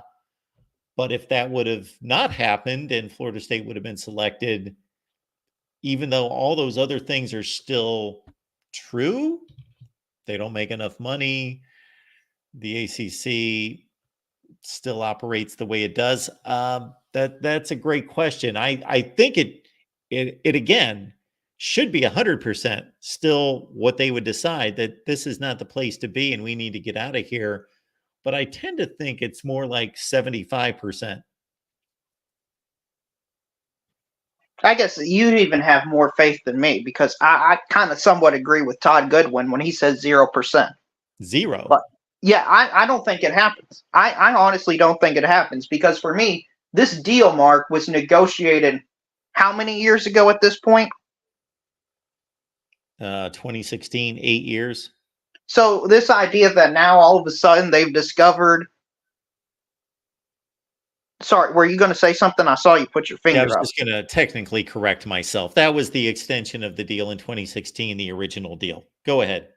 my point is that now all of a sudden they're upset on our moral high ground, saying it's not in good faith. They've actually had these backroom deals with all these other companies and stuff.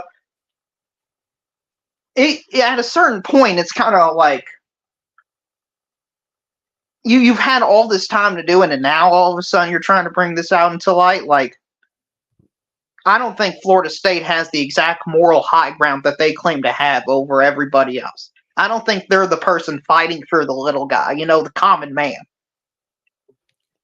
So then is Clemson jumping on the bandwagon just because they figure Florida State's going to get out, they're going to win, and then this league is really in trouble, so we might as well get out as well? That's exactly my thinking, what you just said. Yeah. And then I wouldn't be surprised, honestly, and I'm shocked they haven't done it. Miami hasn't sued them just for the sake of it. I don't know anything, Mark. I don't claim to know anything, but if I'm Miami, I feel like I got a pretty good destination if the ACC breaks up. So, shoot, let me throw in a lawsuit and claim it's uncompetitive. Yeah. Because on one hand, there could be a thought that if these other schools, they pay all the legal fees and all that has to be done to fight this conference, we can just sit back and be the benefactor of their efforts when this implodes. But this is now a 17-team conference. So unless I'm missing something, all these schools are going to have to fight for themselves, because the ACC is not going to be in great shape from a national relevance or financial standpoint, losing Florida State and Clemson. But are they still going to have a conference? Yeah. At that point, if that's all that happens, Clemson and Florida State go to the SEC, or some split between the Big Ten and the SEC, I should say. The ACC still has a conference. We're going to laugh at them and we're going to say it sucks. And how many playoff spots should they get?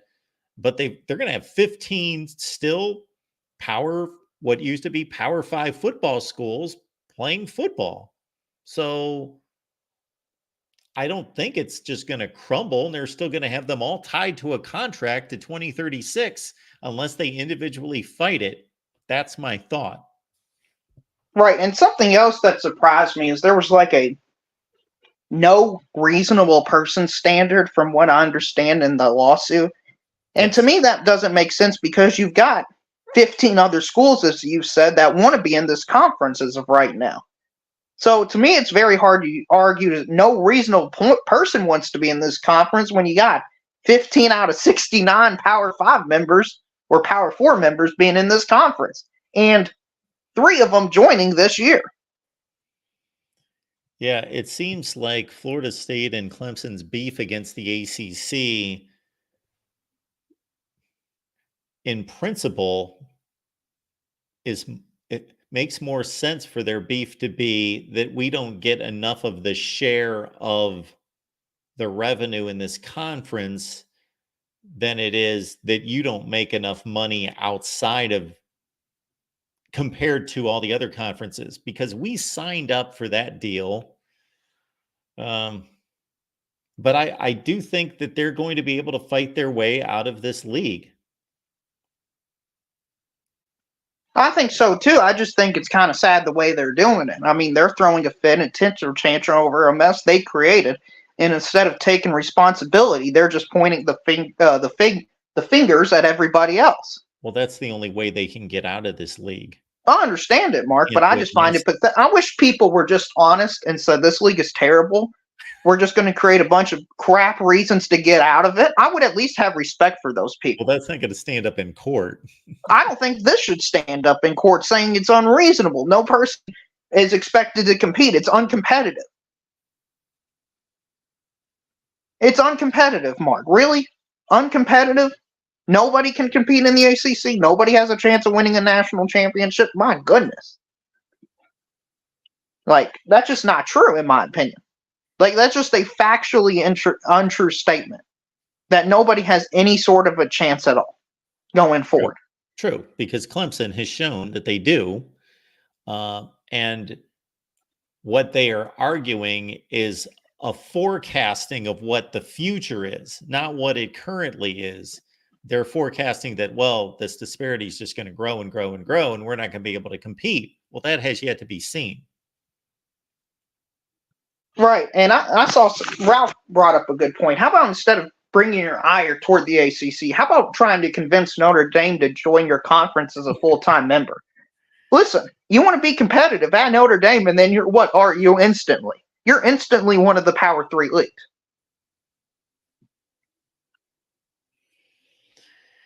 Yes. And they supposedly have it written under Notre Dame's contract involving the other sports that if they would ever join, and I don't know how legally binding this is. Again, it's a contract that can be broken, but it at least it's in the contract that if Notre Dame does join a conference, that they have in football, that they have to join the ACC.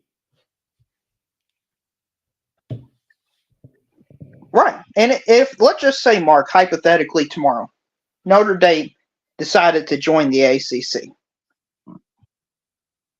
I feel like their credibility is just as much as the SEC and Big Ten. What do you think? Their credibility? Yeah, in terms of being able to, for their absolute top teams to win a national championship, I can see a path for Florida State, Clemson, Notre Dame, Miami, and maybe North Carolina to eventually get there. Yeah. Well, I could nitpick with you, but I think your point's valid. So I don't think it is, but I think it's close enough. Yes. That Right. They're third, but I think they're closer to the SEC and Big Ten than they are to the Big 12. Yes, at the top. Yes. Right. And that's all people care about, Mark, is the top. Nobody cares about the bottom. Nobody cares about Vanderbilt or every school in the Big 12, basically, as the bottom. They're all just on the bottom. But somebody's got to be at the top, so we're going to have to deal with them going forward. Now, what would they need to do? This would be an interesting ploy of the ACC, and they should probably be doing this. They should be talking to Notre Dame, and they obviously have it written under contract what each school receives, which is an equal cut. So I don't know what kind of lift that they would have to make to say, we're changing this contract and we will give Notre Dame X number of dollars or percentage above the fair cut or the equal cut. And we will do the same for Clemson and Florida State. And maybe they could convince, listen to this, maybe they convince the other, whatever the number is, the crazy number, 17 teams, the other, I guess they'd be at 18. The other 14 or the other 15, they convince our league is worth more, so much more with these three that your lesser cut percentage-wise is going to be better than your cut is if we just stumble along without these three. I could absolutely see that being the case. But instead of using this energy to build up something, we're doing the easy thing and we're just trying to destroy things. Well, Clemson and Florida State see the way this landscape is shifting and they want to be part of the in crowd. I know, but my point is they can create their own in crowd. Maybe. I think it should be at least worth a chance instead of just trying to publicly humiliate your conference every single day. Well, it's kind of too late now. Yeah, I know. And Mark, speaking of that comment, you know who the biggest losers in all this are? Is Stanford and California. Those are the absolute two biggest losers in all this because they went from basically one explosion into another room, and that room's going to explode here shortly. Yes. But Mark, talk to me about how academics are important again, okay? I want to hear about that. Well, I was just going to say, fortunately for them, they care less about their football teams than anyone. Right. So I think, can we at least all admit that academics don't matter nearly as much as they are when coming to conference realignment? I think we figured this out. Is that fair to say? It certainly looks that way because there was a time when I thought, not that I would have put a dime on it, but I thought that there was a good chance that Stanford and or Cal would join the Big Ten. Yeah, and that ship has sailed, Mark. Yeah. And poor Stanford and Cal, I guess they're going to do what? They're just going to be in the Mountain West going forward? Yeah, I guess that they would have to. Yeah, that that's it. There's their only option. I cannot imagine that status of football program surviving as an independent like Florida or Washington State and Oregon State are going to for about 2 years, but they're eventually going to have to land somewhere. Yeah, but they've got a partnership with the Mountain West. Yeah, they've got a partnership, but they're not a member of the. They're technically independents. Right, but I think they're just fully integrating into the Mountain West after 2026. Yeah, I think this is just like a trial phase type thing. They're going to do a soft landing into the Mountain West. I agree. So, anyway, Mark, good talking to you. Congrats to the Oakland Golden Bears, Mark. Thanks to Real. Appreciate you being here. Look at DeReal showing up on the heels of a Kentucky loss. All right, we've had great conversation here. Appreciate the calls and appreciate DeReal breaking up the Michigan run on the phone lines. Okay, we can't have that. All right.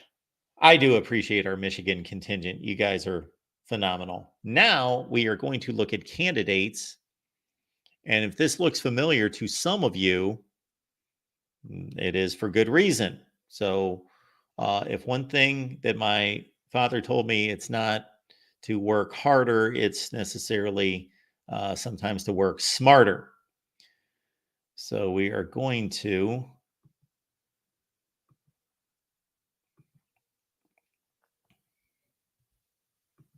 run through some candidates here at the Voice of College Football. And again, if this looks familiar, then there you go. So let's roll it with no sound and see what we got here. So, of course, we got Florida State.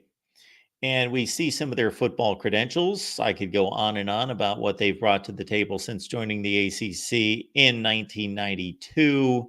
And we know that thanks to Mike Norvell in particular, that the level of program has been upgraded significantly for Florida State. It's one of the all-time great programs, especially post-1980, but did have a rough stretch there. 7 games under 500 for those 5 football seasons between Jimbo Fisher and Willie Taggart into the Mike Norvell era. ACC champions with a 13-0 record, snubbed from the playoffs. And then we see most of these accomplishments can be attributed to one Bobby Bowden, who I believe, along with, well, no, I will say Bobby Bowden is as responsible for football success at one program more than any one human being imaginable. There we see the viewership, which means nothing until you look at the other viewership of the other candidates from the ACC. But 81 million people watched Florida State football between 2021, 22, and 23. Keep in mind that the ACC network ratings and viewership is not available. Tallahassee's the number 105 market in the country, but slowly moving up the ranks. And that's actually not a slow move. That's a pretty significant move in going up 3 ratings in the TV market rankings that go down to like number 230.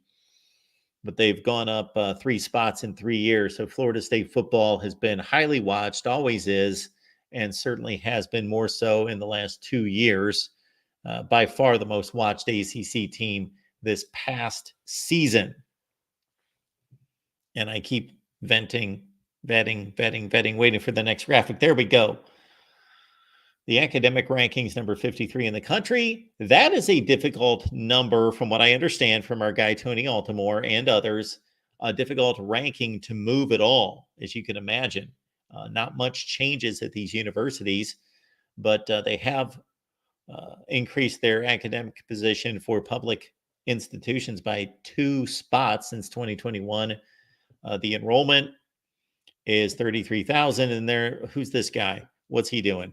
All right, let's move this along to Clemson. Clemson is a top 15 to 20 football program. Historically, they won a national championship with our guy Homer Jordan at quarterback there in 1981. Danny Ford, of course, was the coach, but other than that, a lot of 8-4 through the years. Then this guy showed up, Dabo Swinney, as a wide receivers coach who took over, and arguably for 5 or 6 years, this was the program right with Bama. They were basically mirror images of each other. However, here in the last 3 seasons, they've taken a bit of a tumble. 10-3, 11-3, 9-4. Those are nice records. This is still the best football program in the ACC, because I want to see Mike Norvell with a different group win, and Dabo Swinney still outstanding. Check out my coach's rankings. 74 million viewers, so that's about 7 million less than Florida State over the past 3 football seasons. And there you see where Clemson is drawing some viewership there. Columbia, South Carolina, that's, of course, the home of the hated Gamecocks at number 76. Charlotte, Atlanta. I'm sure there are other markets that factor into that. I'm sure, like in North Carolina, with all their top 40 markets, that many of them are Clemson fans. But Clemson, there you get an idea of what markets may be involved in pushing their TV numbers. And again, we're going to see their success hinge on their conference affiliation more than anything, but also Dabo Swinney and how he adjusts to the way these programs are run currently. He did not go into the transfer portal this past offseason. Academic ranking. This is a bit concerning. Number 75 in 2021, dropping 11 spots in 3 years. That's a significant drop there. The enrollment, about 22,000. Endowment, over $1 billion.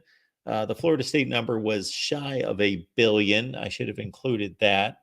Maybe I did. So there's Clemson's academic standing. That's not a plus for them. That is definitely not on the favorable side for them. I think Miami's coming up here very soon. Hey, why not check out this promo here? Wednesdays at 7 p.m. Eastern Time, Hurricanes Live over on the Miami channel.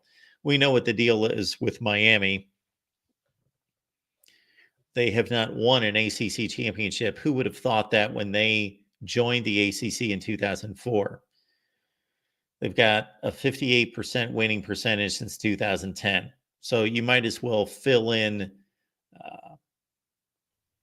North Carolina or South Carolina or Mississippi State. That's what Miami's been for the last 20 years. Of course, they had one of the greatest runs in the history of college football from 1983, that first national championship, through 01 into 02. 03, they were still good, and then it really started to drop off. Who could have imagined no conference championships in 20 football seasons? And Mario Cristobal is doing a hell of a job on the recruiting path, but he's not winning football games at 12-13. Miami, in terms of viewership, that's taken quite a hit. As you can see, it's nowhere close to Clemson and Florida State. However, they do have the brand value to bring in bigger numbers.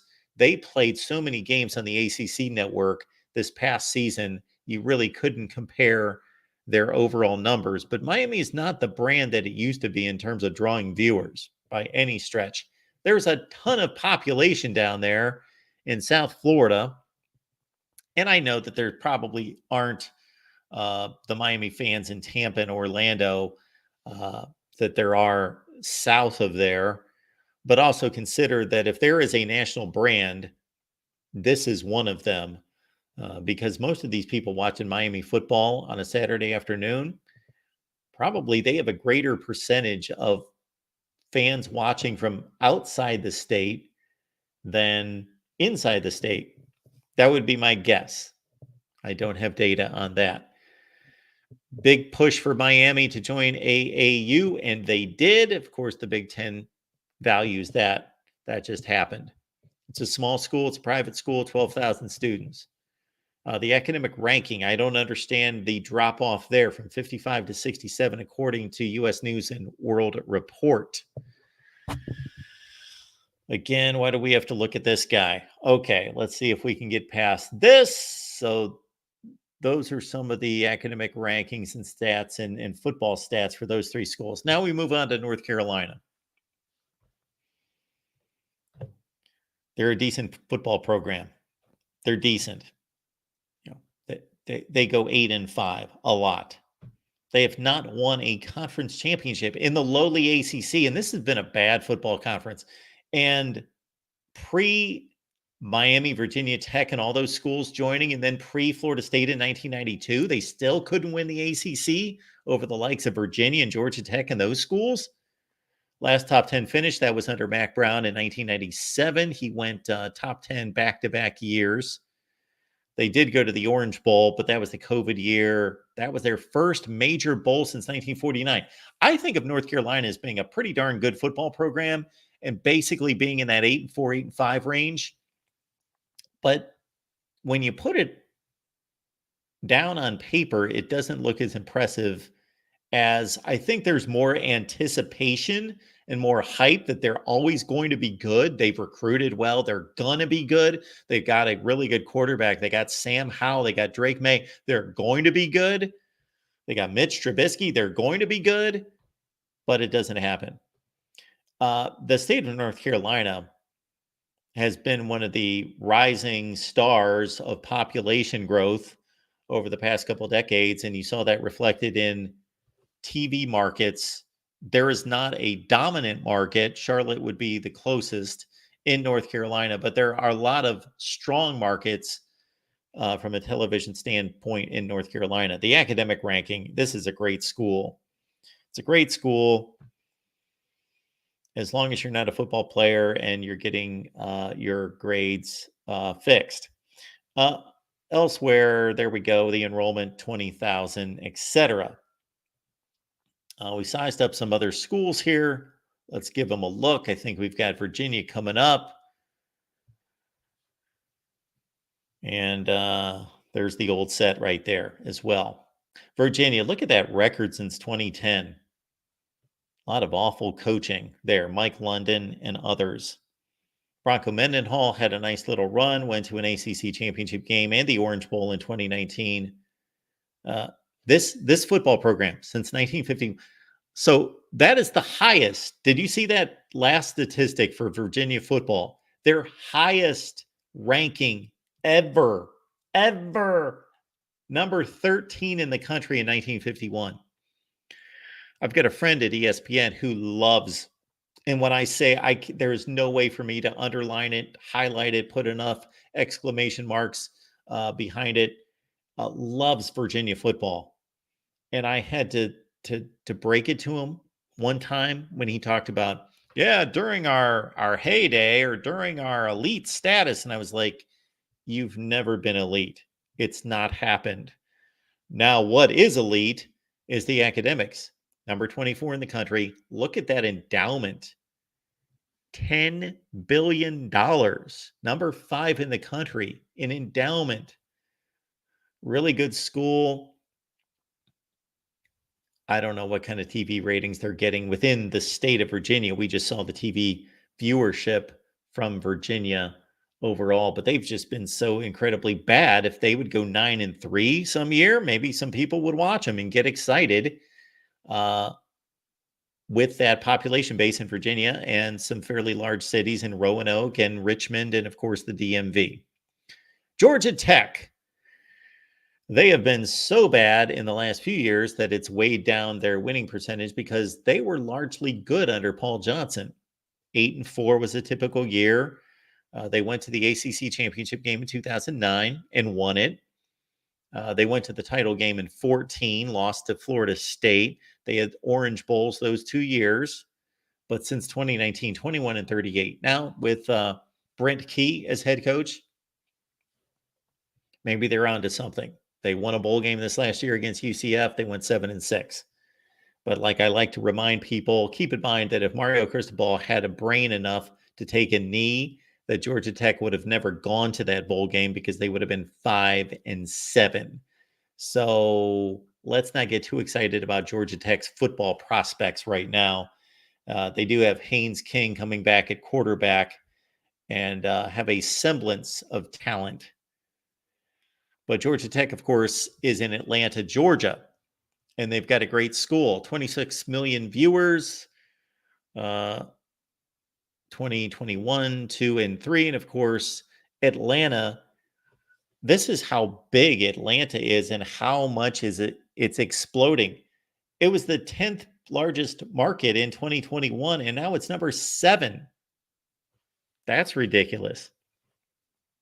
Do you realize that high of a figure, how difficult it is to jump other cities in that span of time? And Atlanta still has gone up 3 market positions in 3 years. Atlanta, along with Houston, produces more NFL players than any metro area in this country. Academic ranking, phenomenal, and it's gone up 5 spots in 3 years. The enrollment, they've added 2,000 students in 3 years. That's interesting. The endowment is extremely strong. As I looked at these numbers, and I'm no expert on academic rankings or anything like that. I'm just spitting out numbers, and they're obvious to see, some of them, what the context is. And at $3 billion in endowment, that's a rather high figure. I believe we also looked at Virginia Tech and somebody else here. Maybe it was just Virginia Tech. Then I did another video and we looked at some other schools. But we're going to go through different categories and rank all of these. So Virginia Tech, of course, we know the story with Virginia Tech football.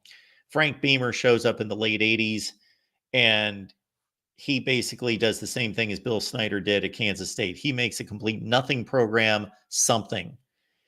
And at its peak, it was a top 10 program. Look at 13 top 25 finishes in those 23 football seasons. No, in those like 13 football seasons. And a lot of top 10 finishes, 4 conference championships. You see Beamer's record, basically 2-to-1 winning percentage ratio.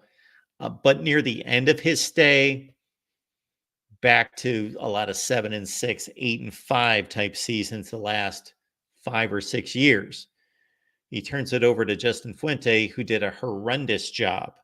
The recruiting went into the tank. Recruiting classes in the 60s and 70s. And there we see the viewership. Now, this is tough to rank here. And again, it's extremely low compared to the other ones. But consider Virginia Tech, I believe, only played 1 game on ABC this year. That was against, Florida State. They played either 6 or 7 games in conference play on the ACC network. So you can't even look at that viewership necessarily. I don't know how much Virginia Tech football resonates in Washington, D.C. I just put it up there, meaning next to nothing. But Richmond and Roanoke, Blacksburg is buried in the backwoods of Virginia. Not that I've ever been there, but just looking at the towns with population in Virginia, they are hours away from Blacksburg, but they still have a healthy enrollment and endowment and a pretty strong academic ranking that is higher than Florida State and Miami. So there's the deal with Virginia Tech. Now we're going to look at all these different categories and we're going to rank them 1 through 7. And a lot of people jumped in and said, what about Louisville? What about this? And they were the one that came up more than any. So we did another video and included Louisville and NC State because those could be considered, and also Syracuse. So in terms of football, right now, I know that the Florida State fan could debate me on Clemson, Florida State, just because of 1 season. I'm still going to put Clemson ahead of Florida State in terms of football prowess right now. And I know Miami's North Carolina, we could debate that all day. That's a toss up. North Carolina's been a little bit better under Mac Brown, but Miami is recruiting so much better than North Carolina. It's not even close. And then we just know Virginia's the worst. They're the worst by far. And they actually were competitive last year, not in terms of wins and losses in the standings, but they played rather well. They got really blown out twice, but I'm interested to see if Tony Elliott can make something out of Virginia. So I think those rankings are rather clear. I would debate anyone those rankings are accurate. What I did with the football right now. All right, Mark, did you ever shut up and get on to the next category? Let's go, let's go, let's go, let's go.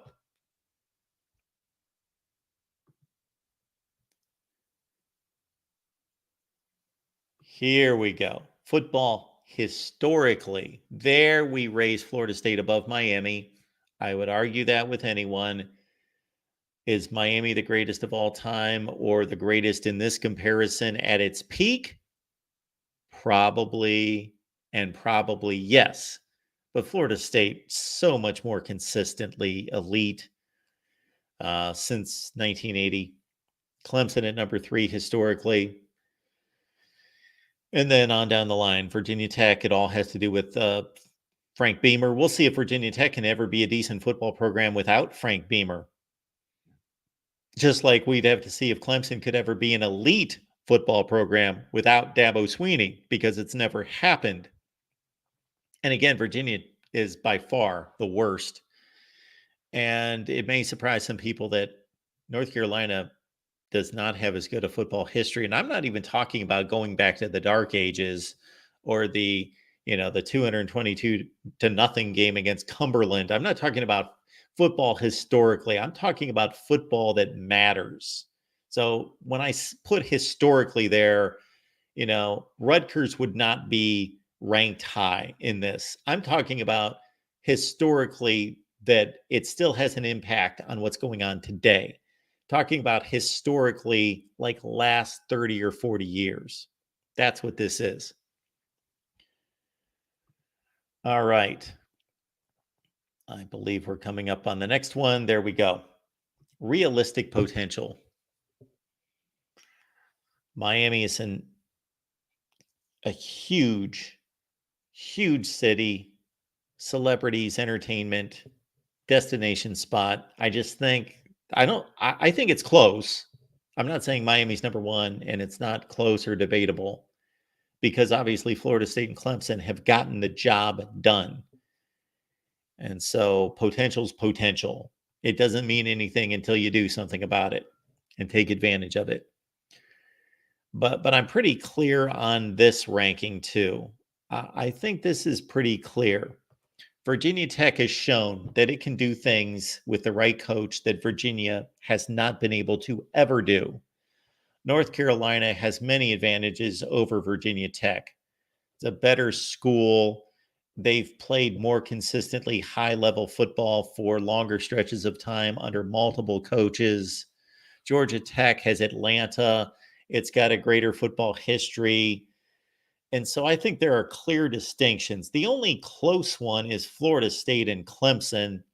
And Florida State has that recruiting base in the state of Florida that is way beyond anything Clemson has. And of course, Clemson goes outside the state for most of its players. Market and media, this is a pretty clear distinction as well. I understand that Atlanta is bigger than Miami. However, the University of Miami's connection to Miami's metropolis is more valid and important than Georgia Tech's connection to Atlanta.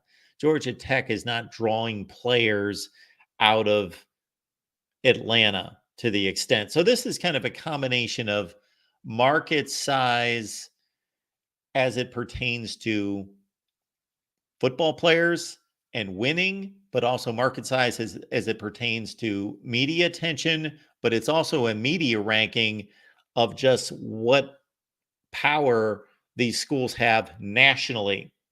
Recruiting potential, again, let's not go crazy about Georgia Tech. I rank them at number 2 for the obvious. There's NFL players on every street corner in Atlanta. However, they don't take advantage of it. So this is, again, just a potential. I think these are the least valid or the least important of these rankings, but still worth looking at or mentioning. So there's your recruiting potential. Again, North Carolina is exploding, the state of North Carolina, and there's just more football players. Now, whether any school in the state of North Carolina is going to take advantage of that to the extent that Clemson would, that remains to be seen, and it's never happened. And I believe we've got maybe two more academics. I believe I went strictly by the rankings. I just thought, okay, I don't pretend to know. I don't pretend to know anything beyond the rankings. So these are just simply the rankings. North Carolina is a top 25 school. So is Virginia. They edged out Virginia by 2 or 3 spots. Georgia Tech's in the top 35. Virginia Tech's in the top 50. Florida State's right at the 53 position. Miami, Clemson. Boom. And then I may have put it all together. No, I did not. There you go. So just my look at ACC candidates for possibly joining the Big Ten and what the Big Ten is looking for. They want football competitiveness. They want eyeballs. And then they want a school that they can be proud of academically. And I still think that the academic portion of that is more important to the Big Ten than anyone else. And in terms of AAU, I'm not going to pretend. I never snow you guys with stuff that I don't know. But I'll tell you what I think. What I'm guessing is that the lack of AAU status for Florida State, I don't think it matters. And this is why.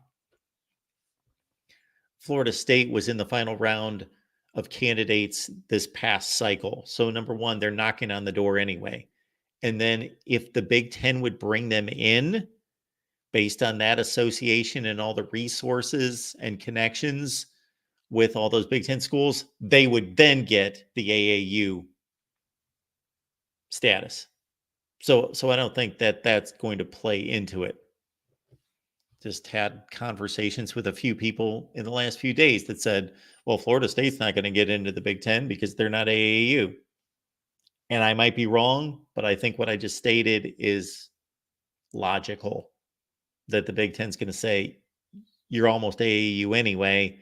And now with us behind you, you'll be in the AAU. So I don't think that that's going to hold out Florida State. All right. Here we go, folks. A lot of good things for you to know here at the Voice of College Football. 2 things in particular. Number one, our State of the Voice of College Football show, big live stream. This live stream may go on for, I don't know. I might be sitting here for 5 hours. I have no idea. Next Wednesday, 8 p.m. Eastern Time. Next Wednesday, March 27th, 8 p.m. Eastern Time. The State of the Voice of College Football. Then we also have the USC show that's fired up right now. So check it out on the USC channel with Tim Prangley taking your calls on USC football.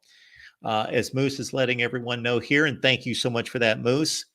Folks, if you like what we do here at the Voice of College Football, and maybe you don't agree with me all the time, maybe you think I'm a knucklehead, maybe you think I'm a jerk, maybe you think I'm an ass, whatever, but you're watching, so you like something about what we're doing here. Maybe you just like all the people that I bring on. You can support the channel by shopping on Amazon using the link that we provide in the description section. So please grab that link and understand, somebody explained this to me and I had to research this.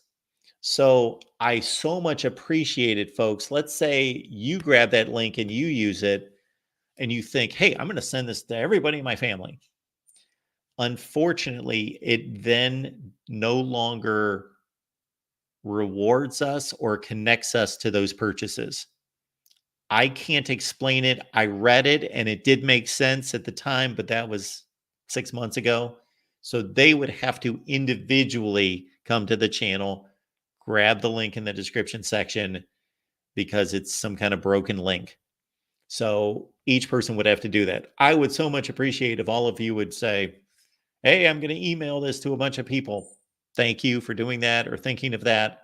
But that, unfortunately, as I understand it, doesn't work. So please grab the Amazon link in the description section of all the videos. They're there, including this one. And it's transparent to you. I guarantee it. And if it's not, then you can come after me and yell and scream at me. PR, thank you so much for that. That's very nice of you. I enjoy doing the show. I love doing the show. This, in a sense, is what I'm going to put this. What I was about to say. I'm going to take note of it. I'm not going to spit it out right this second, or maybe I will, but I'm definitely going to state it. I'm definitely going to state it on the State of the Union show, the State of the Voice of College Football show.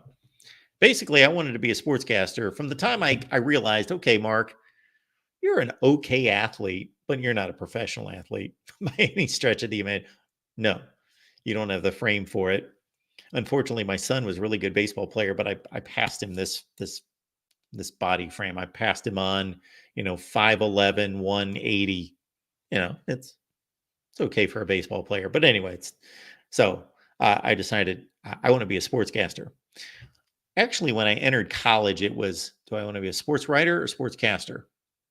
Okay, it's easier to talk than it is to write. Even though I'm a better writer than I am a broadcaster. I probably should have been a writer because I am a better writer than broadcaster. Anyway, decided to be a sportscaster.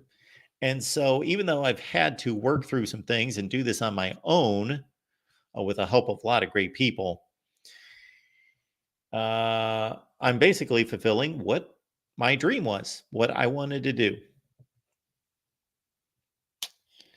And so I was able to do that professionally in a conventional, traditional way at TV stations for 9 years. And then I got detoured at ESPN for 19 years. And then I came back and did this. Yeah, you need a big butt. I don't have a big, I don't have that. That's like my daughter, Roger Dodger. My daughter was a great softball player. When I say great, not great, you know what I mean. For our little town in Connecticut, she was great. She was the best player for the entire time she was growing up. She was the last one in our town to be playing baseball. My daughter, my little daughter, she's such a sweetie. She was the last girl to be playing baseball, hardball, and she was about, I'd have to talk to her about it to remember.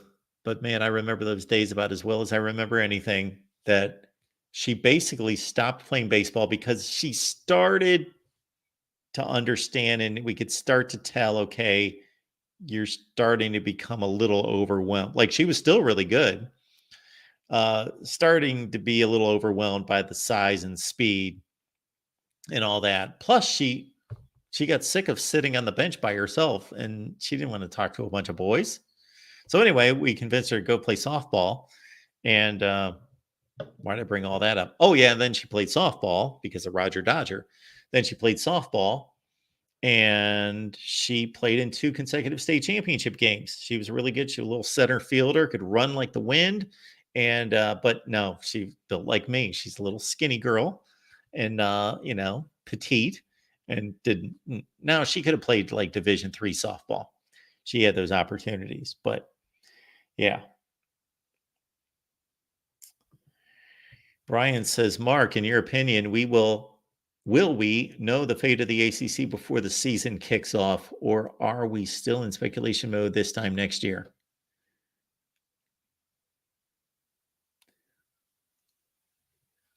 I am 65 or 70% sure that we will know the fate of the ACC by the time we kick this season off. What do we got? About 5 to 6 months. Yeah, I'm going to go that route, but that's a guess. Doug, appreciate you being here as a big college football fan. Our aim and goal is best discussion, debate, and analysis. Appreciate you being here, everyone. We put in 2.5 hours only because of you. Appreciate you being here. All the great calls and all the great comments. Folks, enjoy March Madness or whatever else you're going to do. Again, the USC show is going on right now with Tim Prangley taking your calls. So head on over to the USC channel. And otherwise, you will see me soon, Monday for sure, but plenty of content coming out. We'll have position rankings coming out here soon and a lot of other breakdowns right here at the Voice of College Football. See you next time.